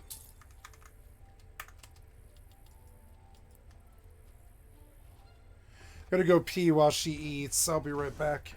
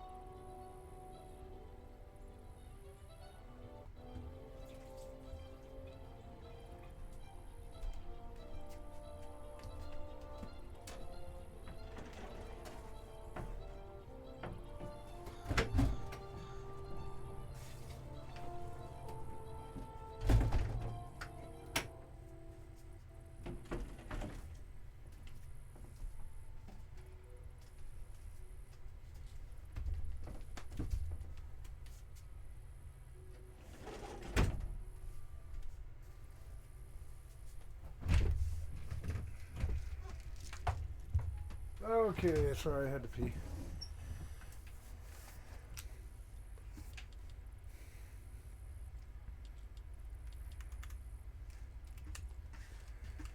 Okay, so now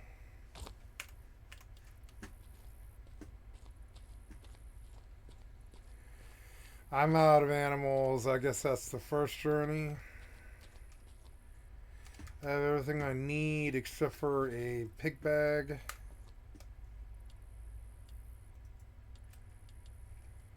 There's a pig bag. Maybe I'll take two pig bags because they're not that heavy.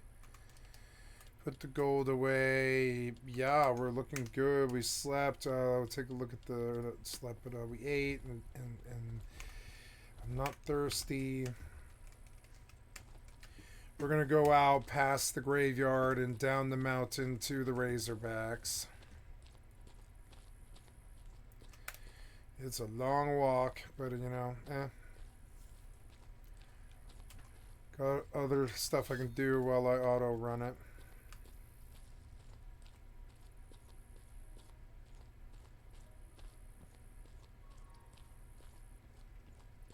Oh, you know, I have a turn in. I should definitely turn in before I leave town and take something new.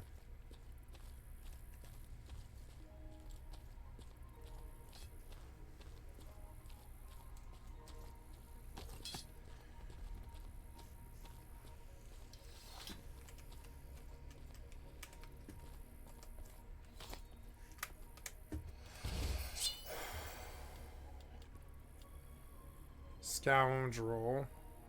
132 glory, not bad. I gain standing. Tribe rats. I know I've seen them. 7 of them. No, let's do the Walking Dead general on the way out there. That's a sequential thing.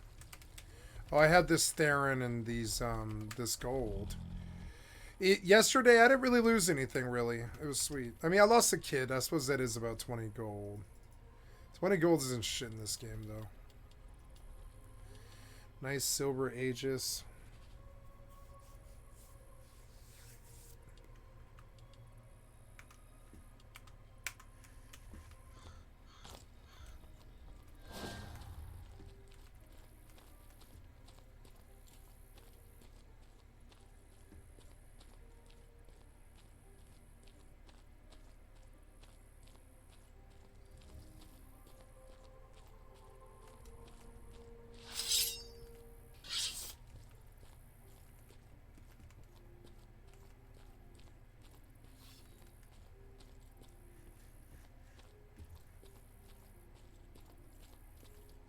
Oh, that's so cute.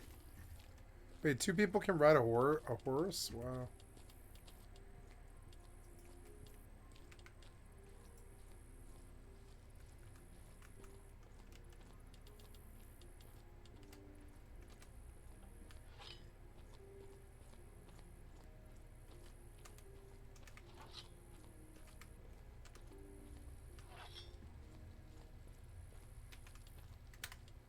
Oh, I didn't get water. That's okay, I can just get some from the river.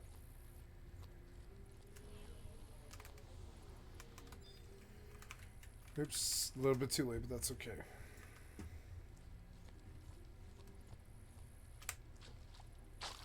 I'm doing so good. I'm like doing so good on all the games. It's like it's amazing. I'm doing so good. Getting like such good gear and like New World and stuff. I had that really good base and Rust. I've got like, you know, I'm gaining more and more XP with Mortal each day. Bellright's going fucking great. I'm doing so fucking good. It's like awesome, like, you know. Like I usually it's like shitty. I'm battling like disconnects and stuff, but like it's still not too bad, you know. 753 water. We'll get like a little bit more.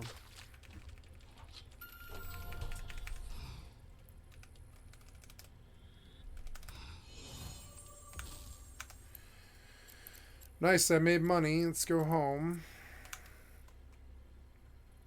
Warp drive active.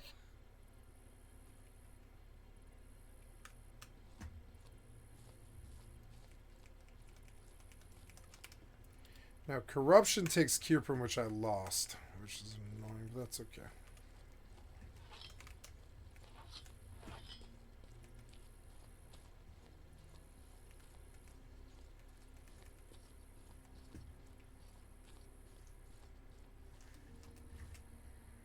Did I aggro any? Yeah.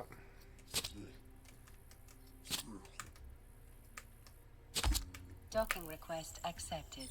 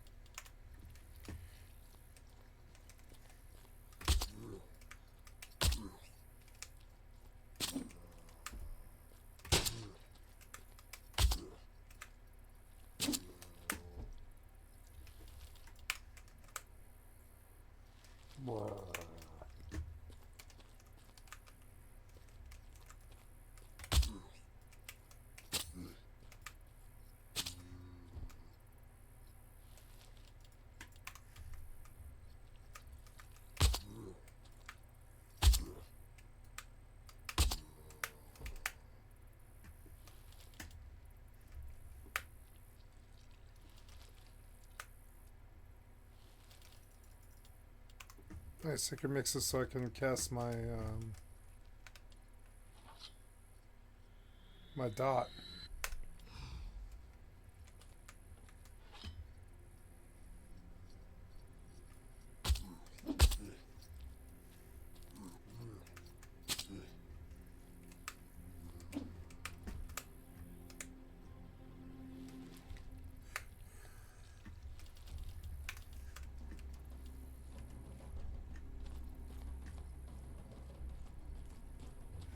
In Haven, there's like a little town outside the graveyard, and I really wish they had that in the real world.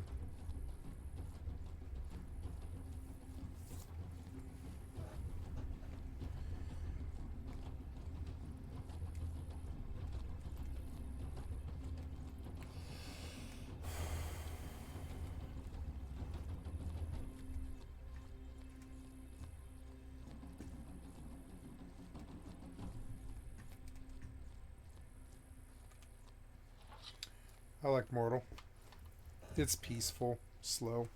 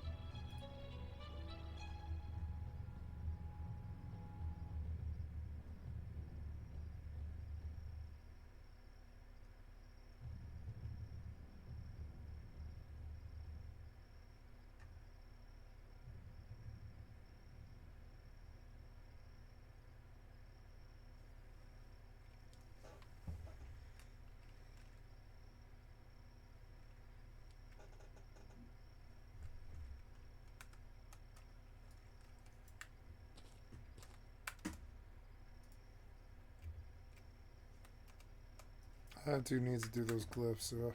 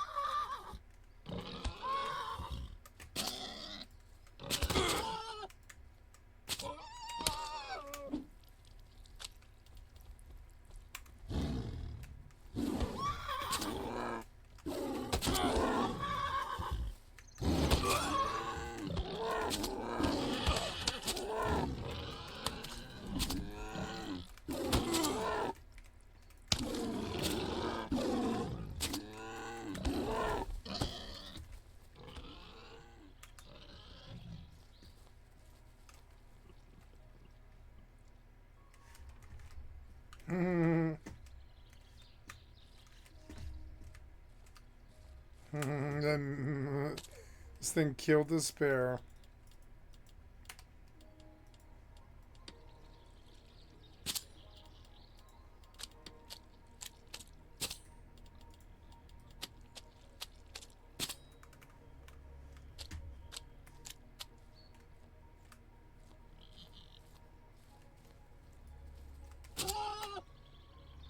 Fucking annoying. Chill out, pig. I know I used you for combat. You're all good. I'll feed you and heal you and stuff.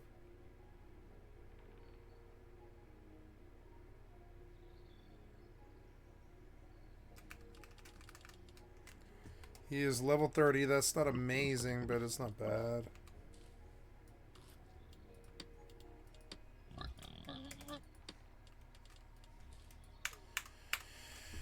Okay, there's my first pig. Gonna go get another one and then bring one back and stash. Use the other one to go fight.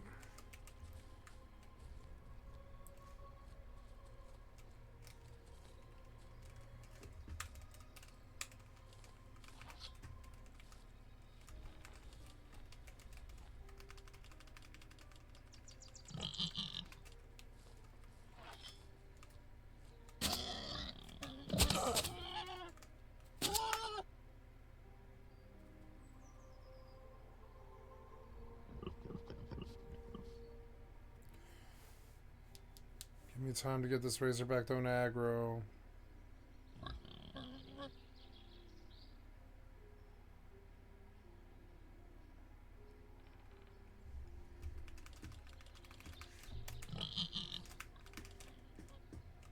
He's level 45, that's not bad. So there should be loot around.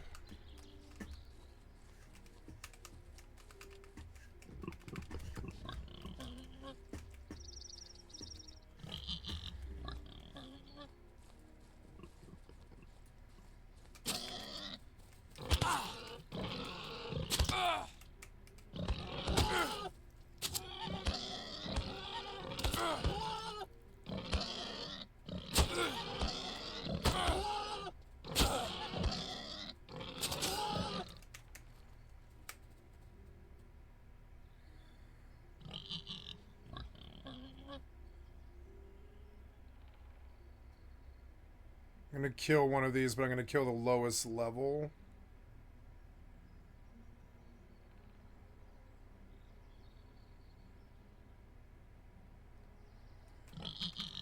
Yeah, see, I had a feeling I could get a higher one. Okay, so B and C. We've got to go rename B, rename C, confirm. And A's got to go. A, abandon. Oh, no, I want to take the bags off him. Now I want to abandon.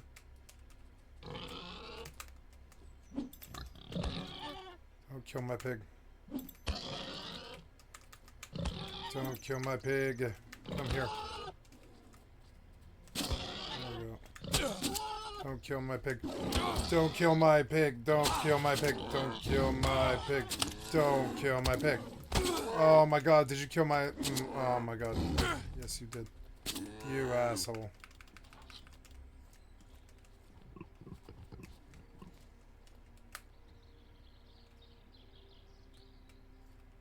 Get my thing out.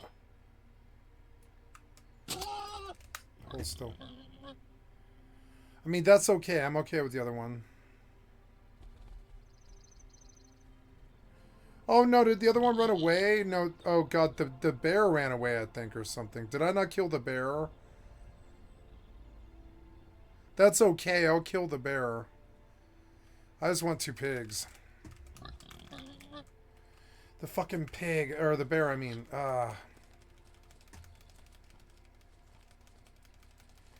Yeah, that fucking brown bear.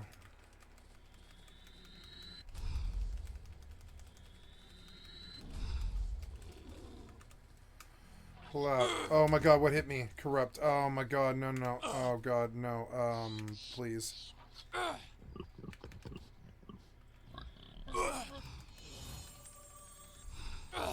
Oh no. Heal. Stupid ass. I corrupted myself by mistake. I've got to watch that. I've got to kill this bear, but if he runs from me, I'm not going to be able to. Bandage. Bandage. Bandage.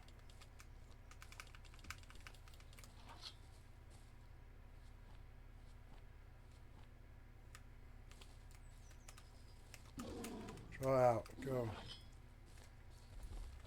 Kill him.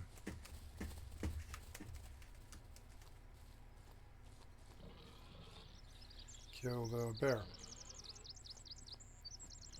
That's dinner. Kill him. Yep. Fun.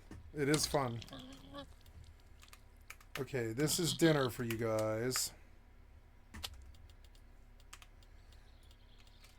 We're going to pick up all these carcasses. Yep, and we're going to say feed. Feed. Good. Okay. Then we're going to say you, C, you need a bag, and A, you need a bag. And then we're going to open the bags, and we're going to say you.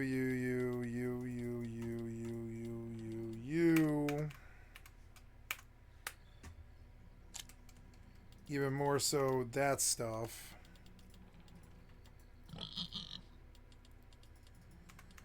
Good. Then we're going to bandage all around.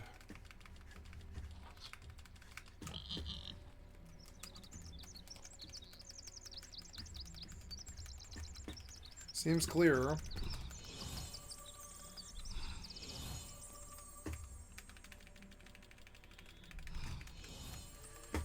Gotta sit.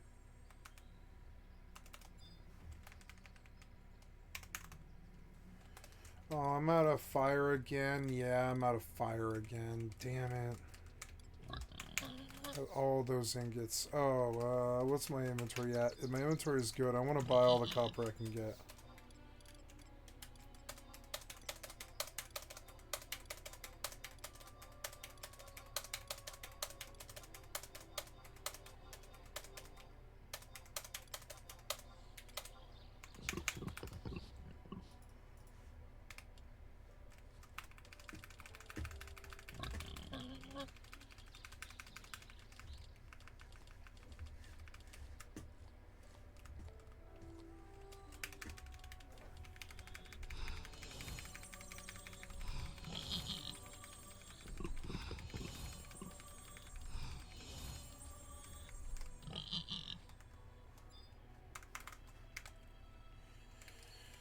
Okay, bought all the copper, and now we're gonna go run to the AH and post.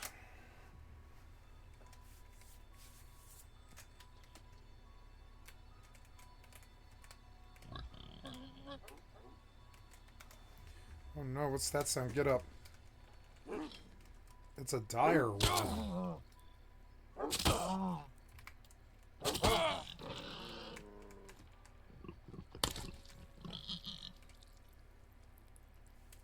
How much? I didn't get any clay or like glory for that. What was that?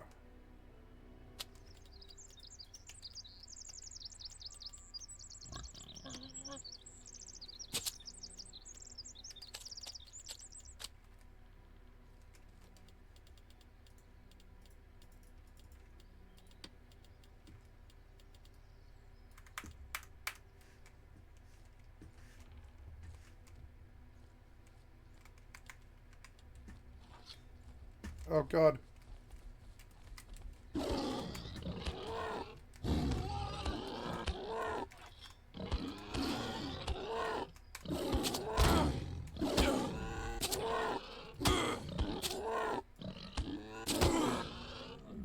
Hey, glory. Fuck you, bear. He hurt.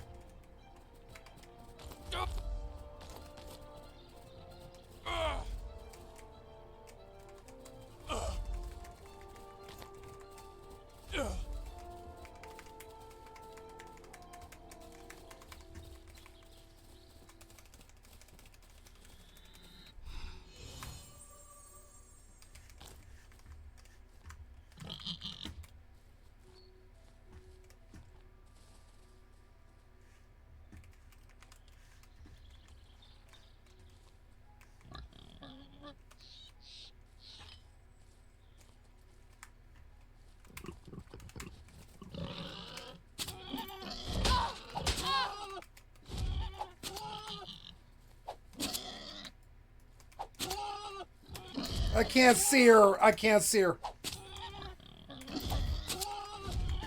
Fuck it, just run away. Just go. No! No! What was this? I couldn't see her. This game's so bad. You're so bad.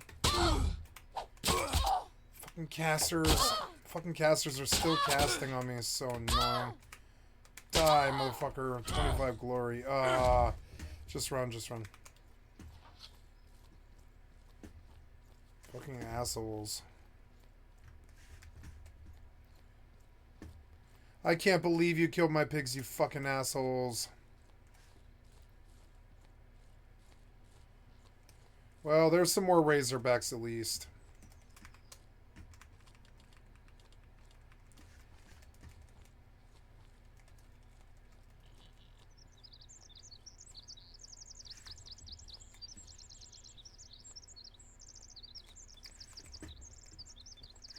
God damn it, they're annoying.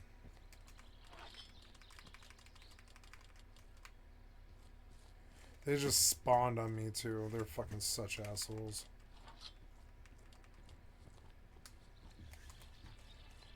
Stop chasing me.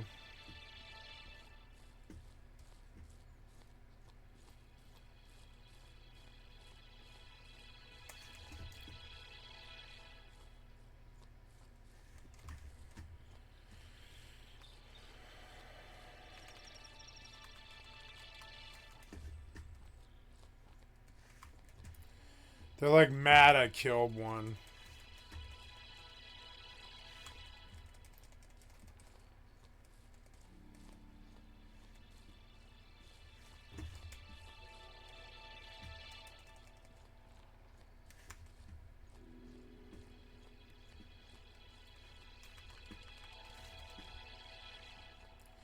I bet just fucking fight them, I guess. I don't know. I don't know. I think it's better to run, maybe.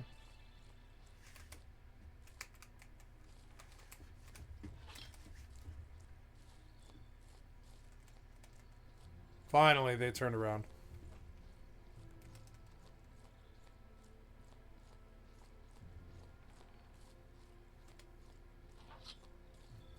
Gotta go back and get their bags off of them and then get new pigs and come back to those corpses.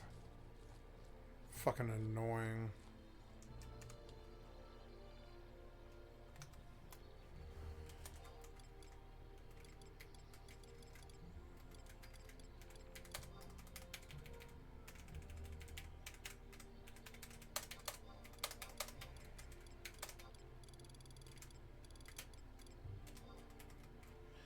Failed to place. I'm gonna have to mail like all of this off.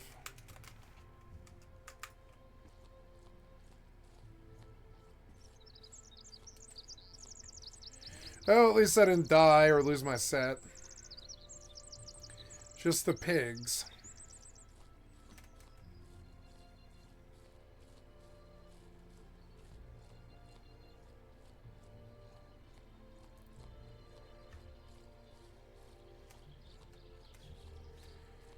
I hope I can find those corpses again. I need those pig bags. Real bad.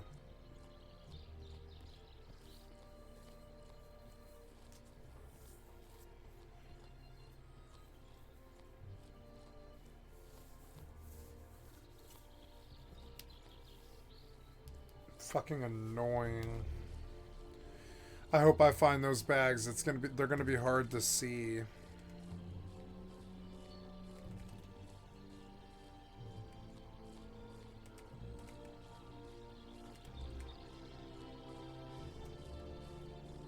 Wait, there.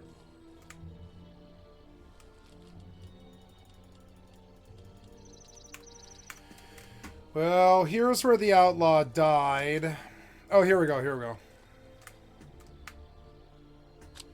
Yeah, I've got to pick up that. And that. And there's nothing here except the heads I can really bring that are of weight. Maybe the gold and the ichor. All the rest of this is all incidental that I picked up out here.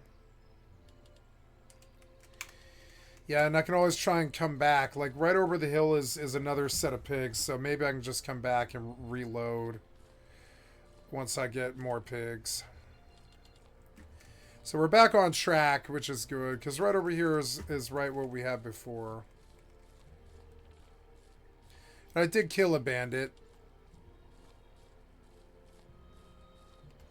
They dropped a silver amulet, which is good.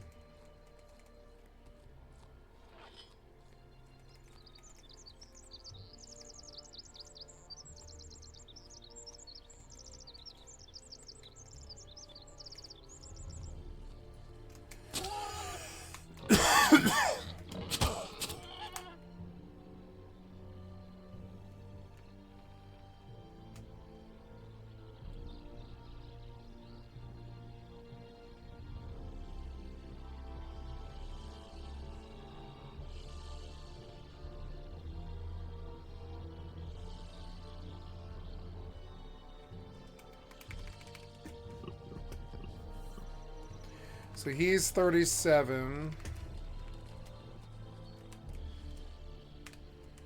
We're gonna take him right the fuck back to the other pig.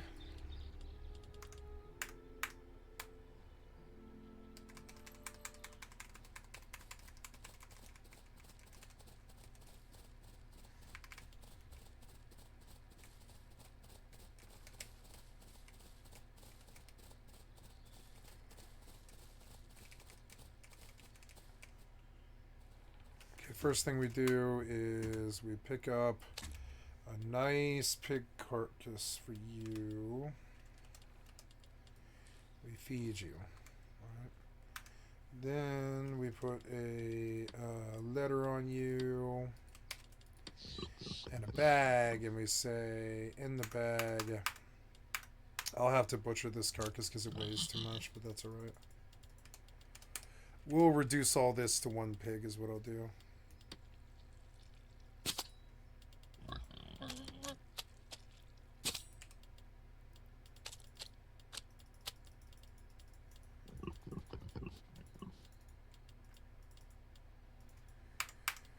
Better. And then we come over here and bandage the pig again.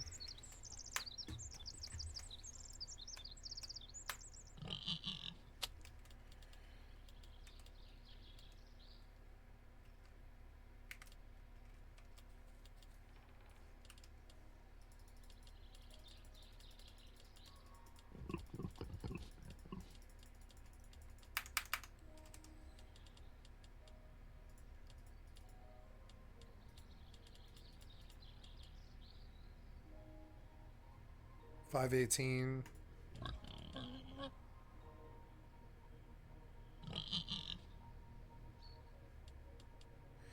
It can't fit. We'll put the bear carcass in, but we'll butcher this.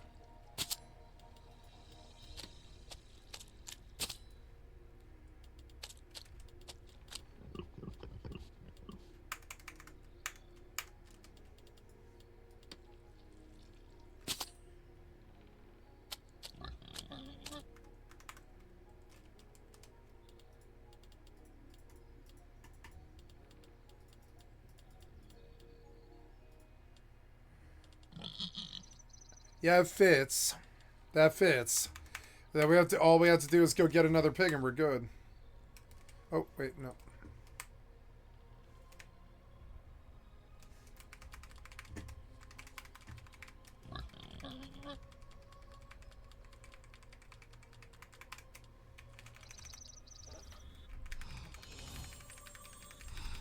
Damn pop aggro.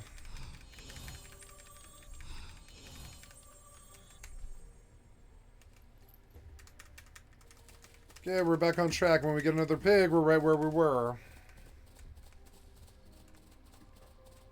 Well, we're up. We're like big profit right now, actually. Got a lot of loot. Yep.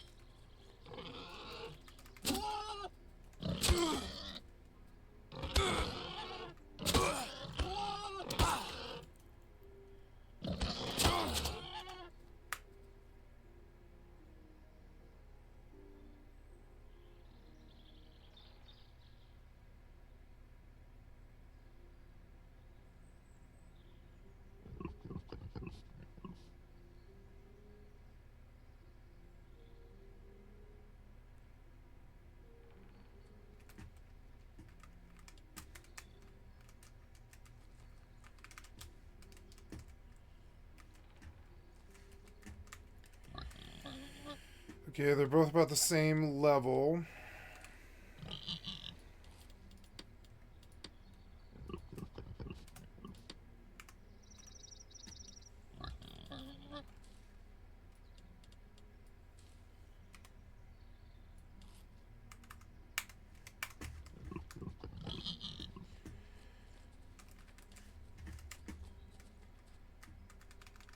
We want to higher level ones, so let's keep taming and killing.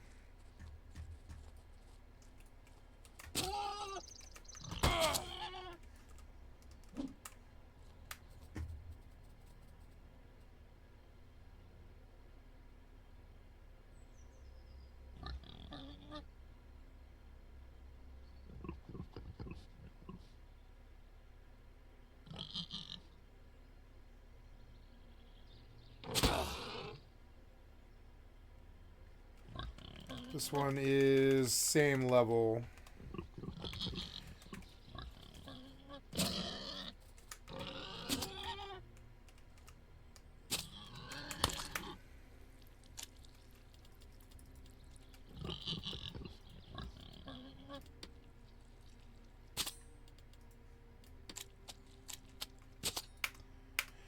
Okay, all three of these I can keep with my pet points, so now I want to go home.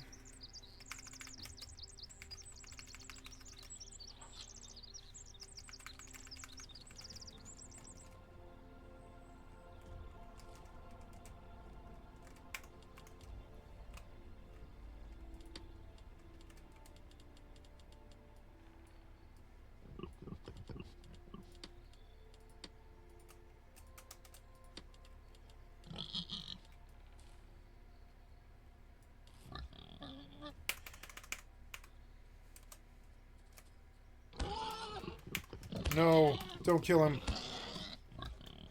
Stop it.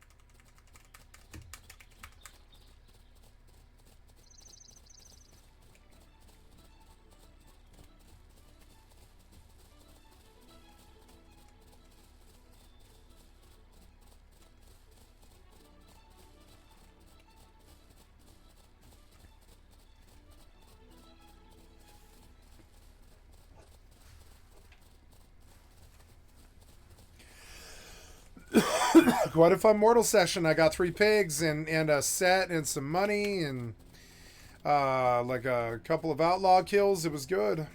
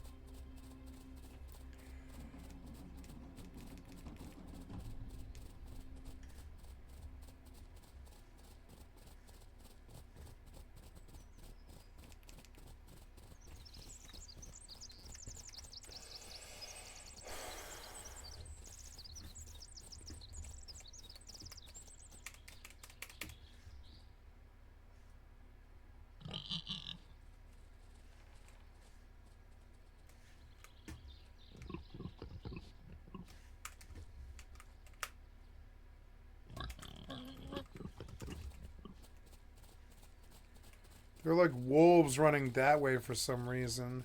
Are they chasing something?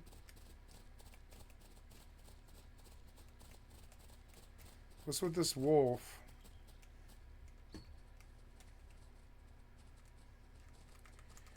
Well, I don't know. There's another wolf going that direction.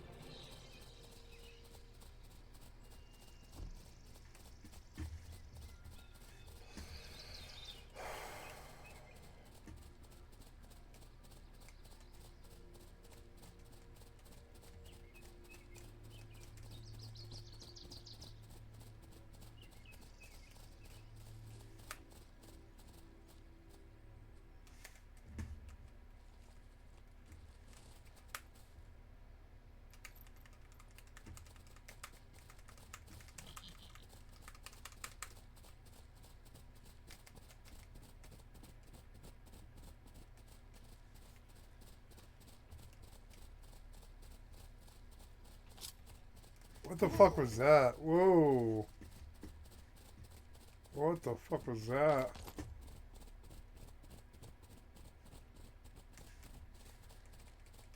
What if I should try and gank that guy?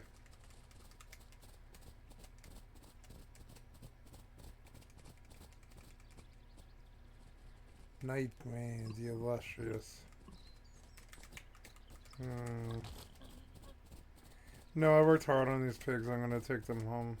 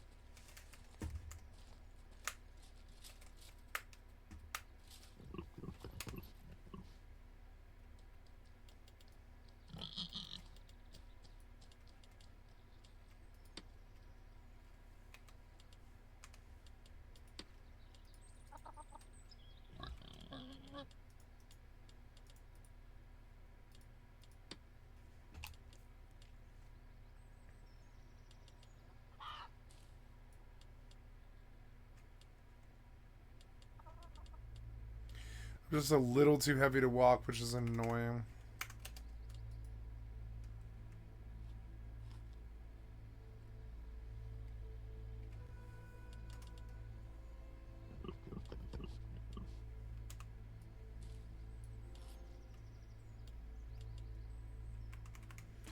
I'll have to walk. It's fucking annoying, but oh well.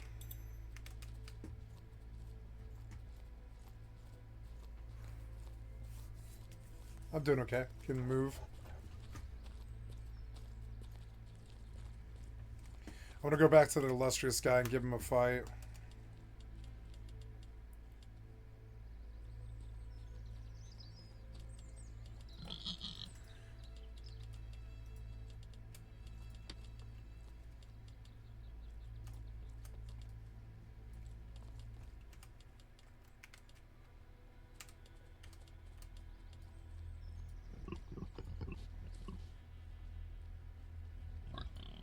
Therium.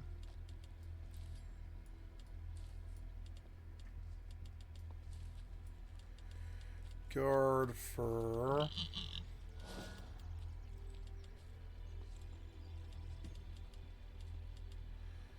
Let's sell all this meat.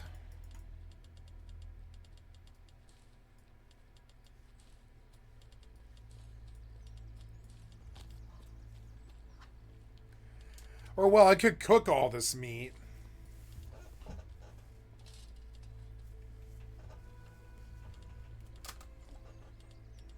No, I'm going to sell all this meat.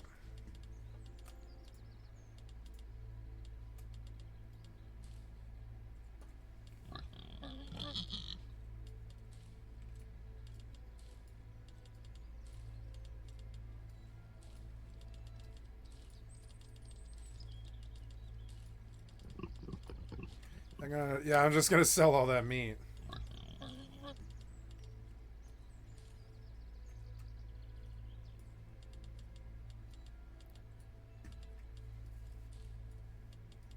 Yep, and I'll just deal with this later. It's just profit, really.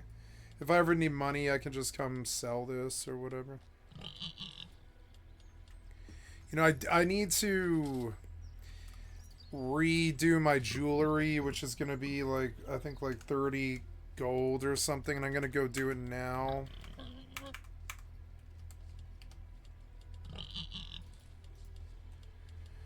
Yep, and then the full grain and the ichor can all come back out. I'm going to sell all that for coin. These saddlebags can go away.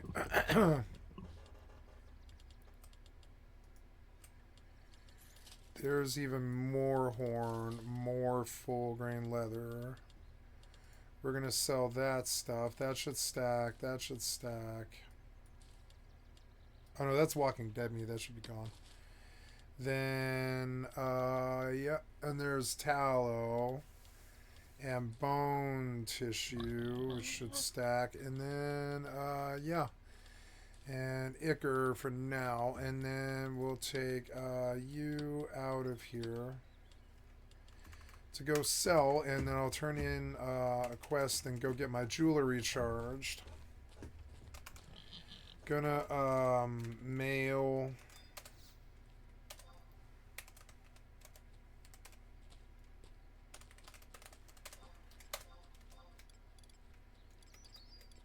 this copper ingot off.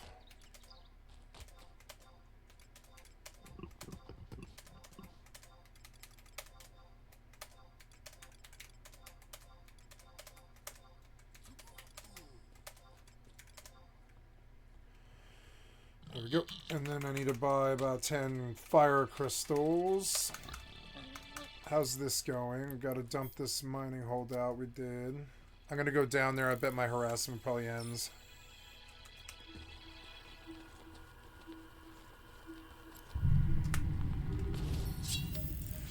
Nice.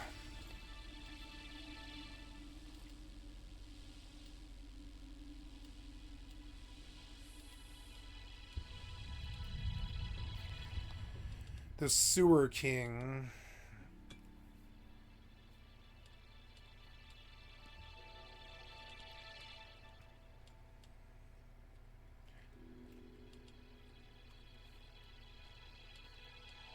I guess I'll take the bandit quest. I don't really like the bandit quest, but we'll take the bandit. Or no, wait, no, I don't know. Like, wait, do you have scoundrel right now? You don't have scoundrel right now. That sucks. Well, we took a bandit quest, and that's okay. Now I need to go and charge my jewelry. My jewelry is cuprum, silver.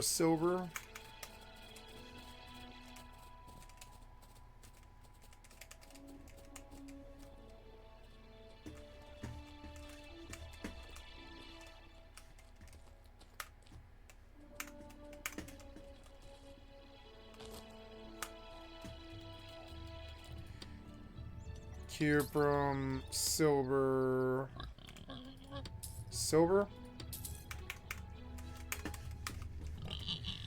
Okay, what I'm doing is risky, so I gotta be careful and fast. We're looking around for any gankers. Is that a ganker? No. So I'm gonna take the jewelry off, and we're gonna go to the enchanter, trinket,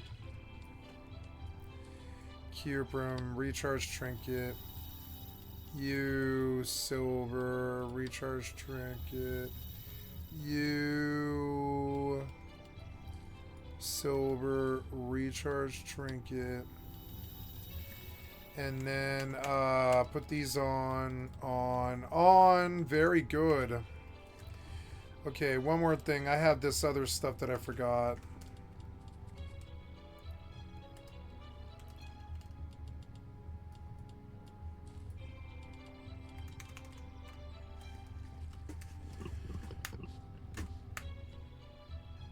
Okay, let's go to the equipment vendor and sell this stuff.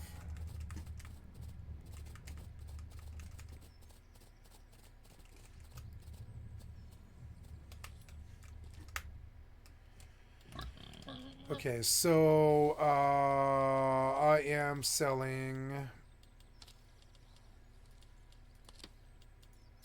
Oh, good. Yes. So I guess I have to like take all this out. Yeah, we're gonna sell all this.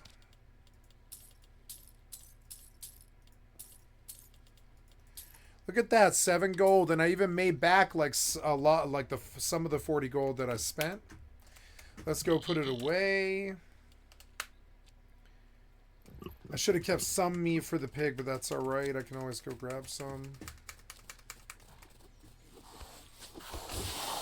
What the fuck's going on right there? Spider Ashling. Oh, nope. Nope. No thanks.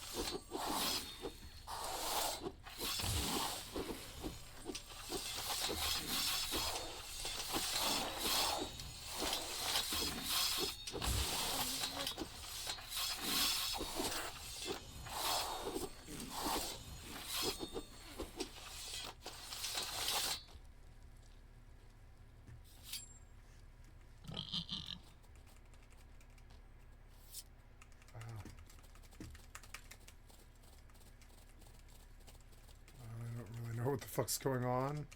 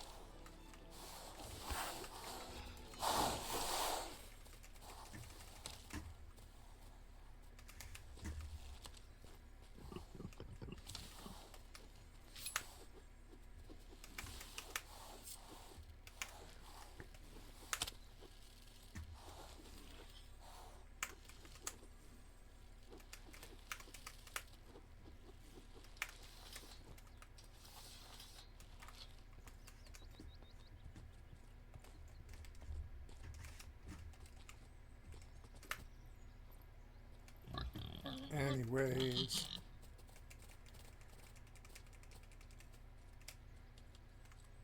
I'll kill pig on the way out.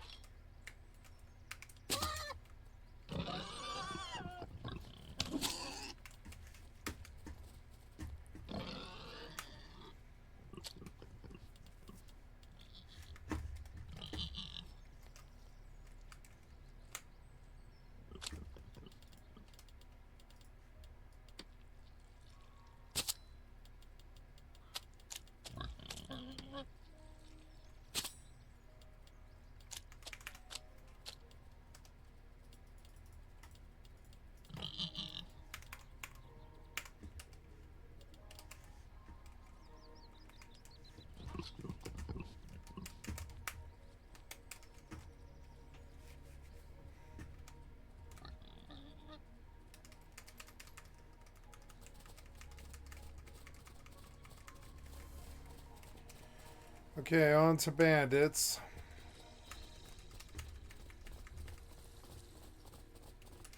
How many do they want? 13.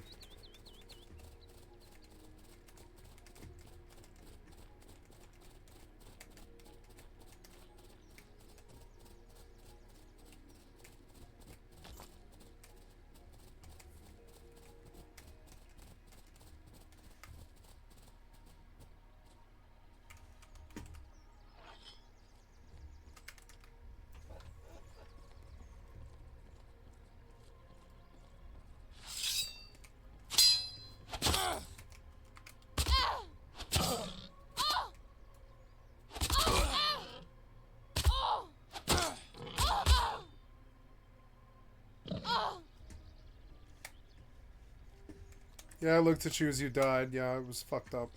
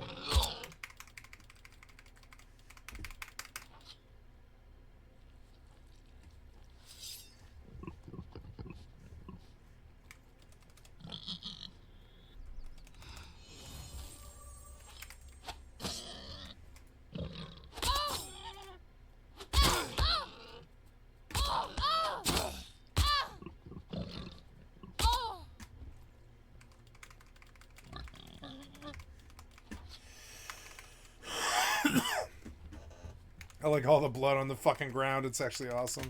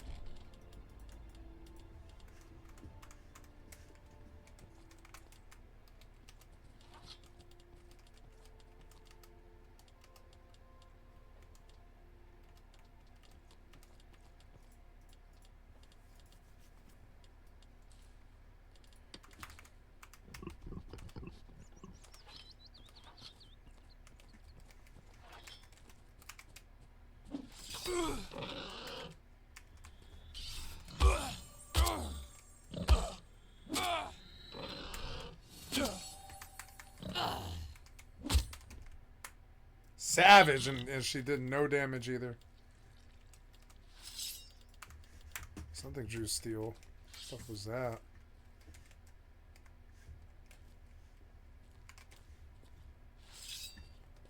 I don't know. That chest should have loot in it. Or that chest, or like, yeah, like it's an RPG. You need to put more loot in it. There's a chest. I mean, that was good enough, yeah. Ooh, look, it's a campfire and some bread with keratin and some jewelry. That was good enough, yeah. That was good enough for what was up here, yeah. Seems like they're making improvements.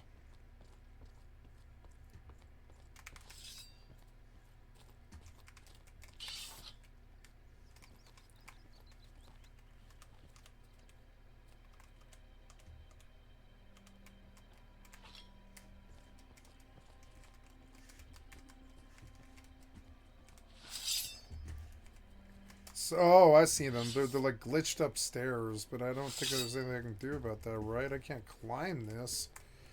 Why would they put a mob up there? It seems dumb.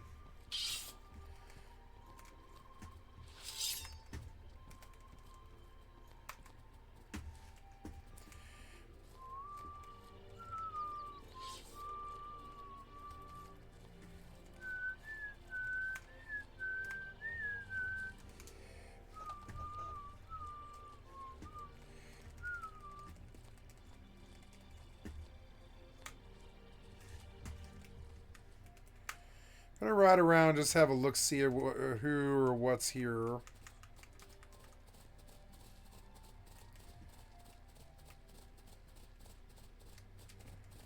Okay, there's some bandits here.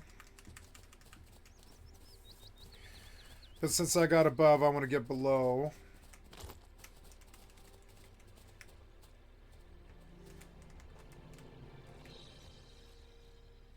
Where'd the yellow sepia go I just saw?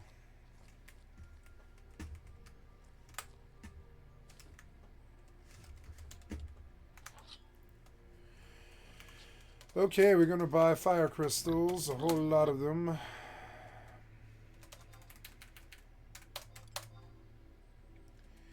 Oh boy, they are cheap.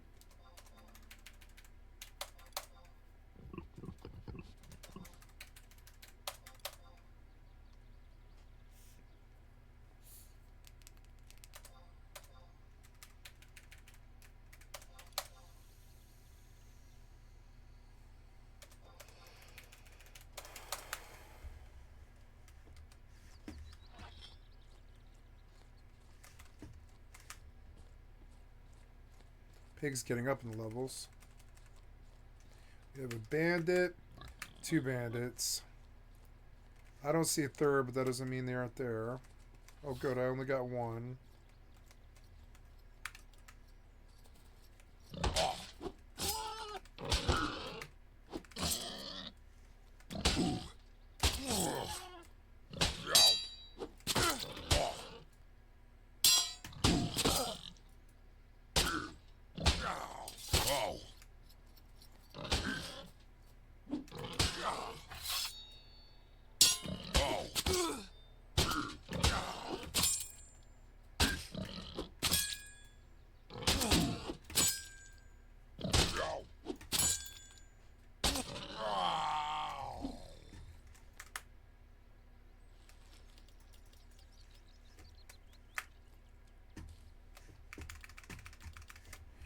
More. I had a lot of fun on Mortal today.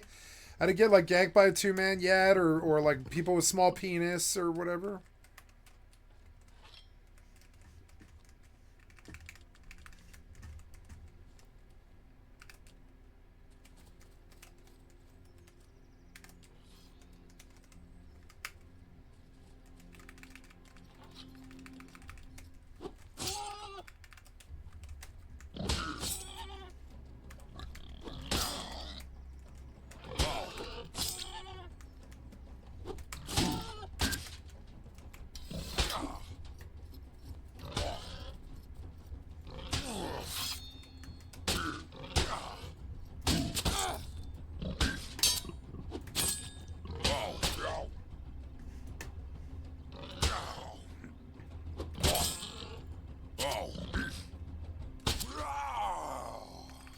Wow.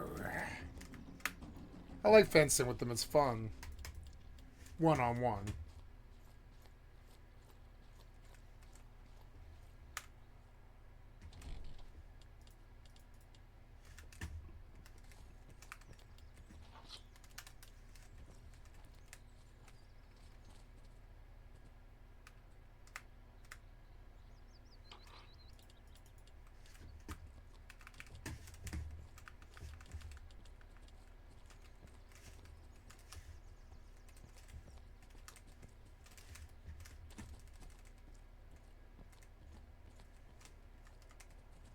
Ah.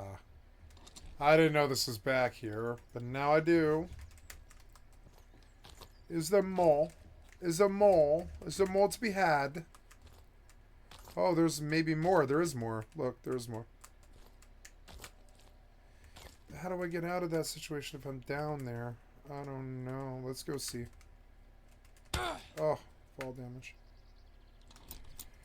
Nice, nice. That was good. Yeah, hey, 2 chests there. I didn't know that was there. Well, now I do. Now I deal with fall damage, however. Oh, no, it was alright. Oh, shit. What the fuck? Oh, I hit her really solid, too. I hit her solid. Ah, wrong way.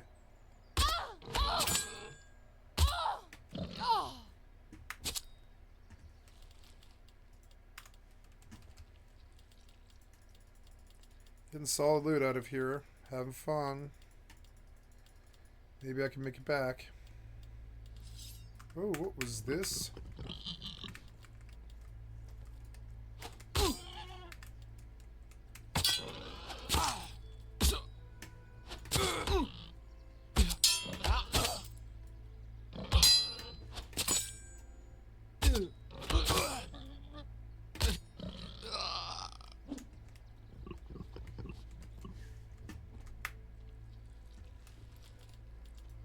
Respawns.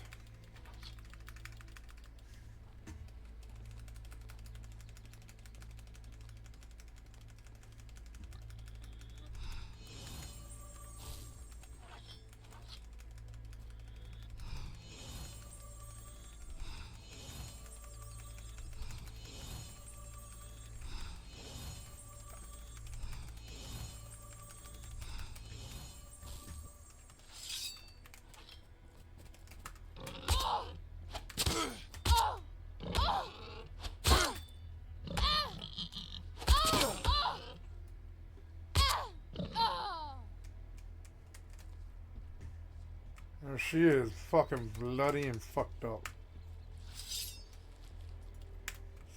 Steel?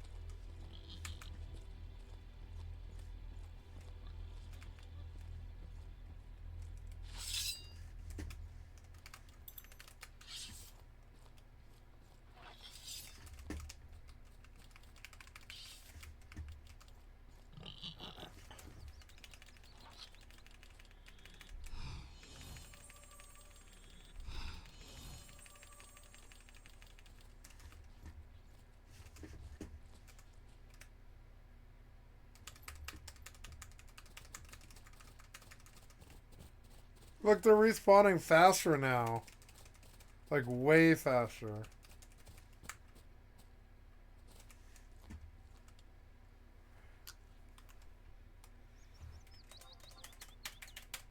Three, four, five, six. I need another 6. I need like 12.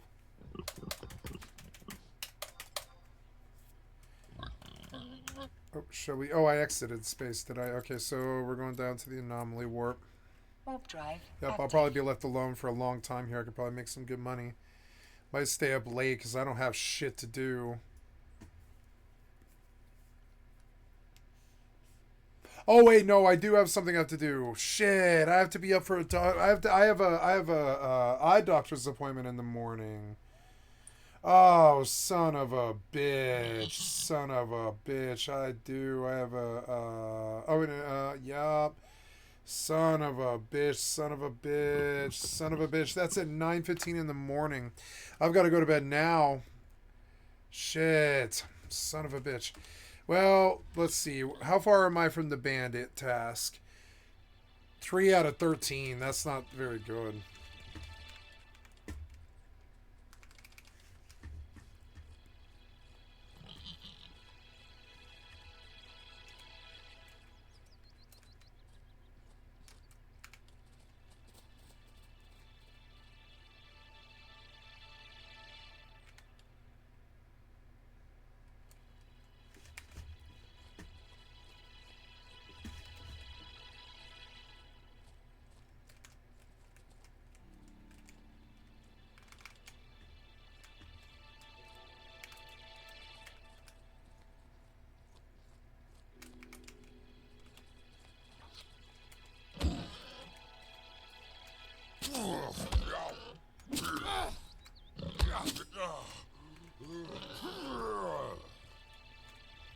$22 glory for him. Not bad.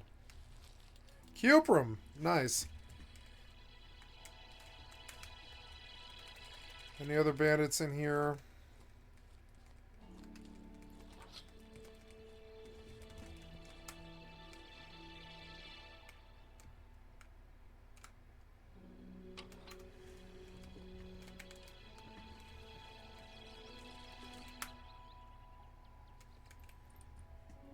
I'll go to bed at 1. That's a reasonable time. I'll double dose meds because I'm not used to going to bed quite this early, but that's alright.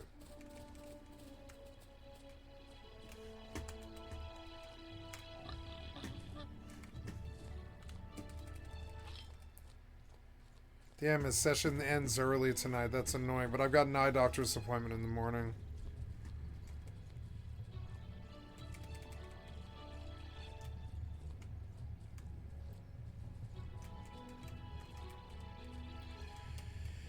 Bandit and Bandit Caster.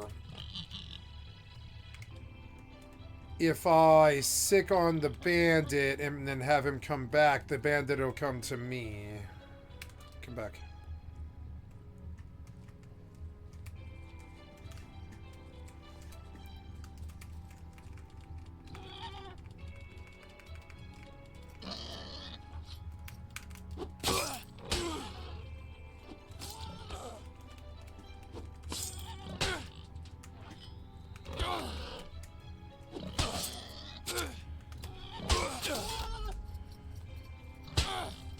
What?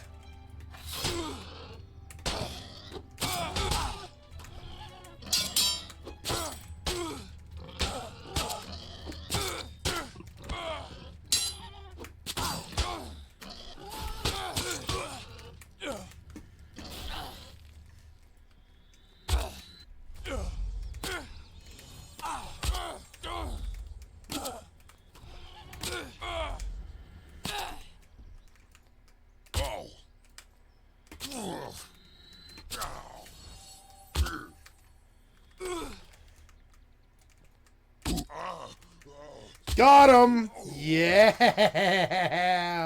Good job, pig!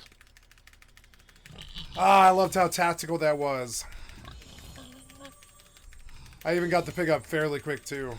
Yep, I was like, I even timed it. It's a hard game to play well.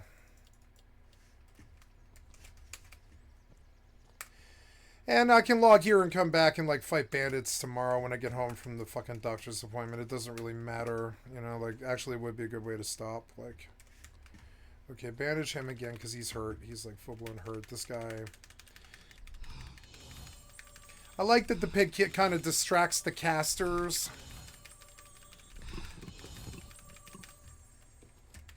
And they didn't really hurt him that bad. Like, they were, like, on him, but they didn't hurt him until the very end. I could have lost him there. That would have sucked. I would have lost a lot of loot.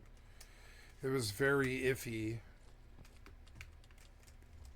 Let's look at my clay gifts. Nice. I'm at 15 out of 20. Ah, nice. I'm like 2/3 of the way through the bar. Yeah, I like Mortal. Like, I like Mortal more these days when the frame rate's good. And it's, like, tactical and good.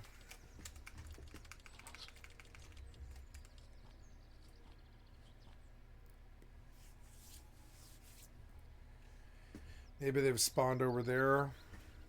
Anytime I go up there, I just die. So I want to like pull just these 3.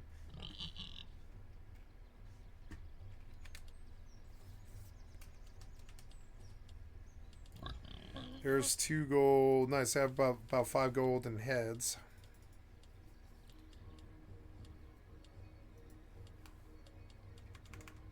I will eat this bread with keratin. Oops.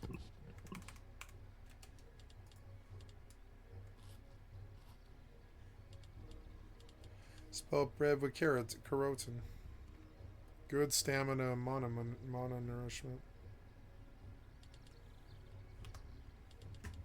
Maybe the pig might like the bread. No, he doesn't want the bread. What about meat? Are you hungry? Yeah, you were hungry. Yeah.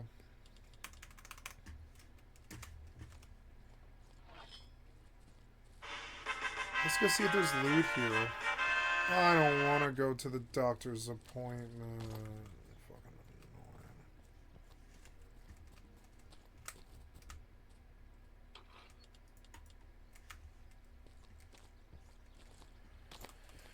Well, I'll probably buy beer, so I'm looking forward to it. Tomorrow I'll buy beer and I'll get drunk. It'll be fun. Oh, here's a corpse with a bunch of loot on it. Nice. That wasn't always here.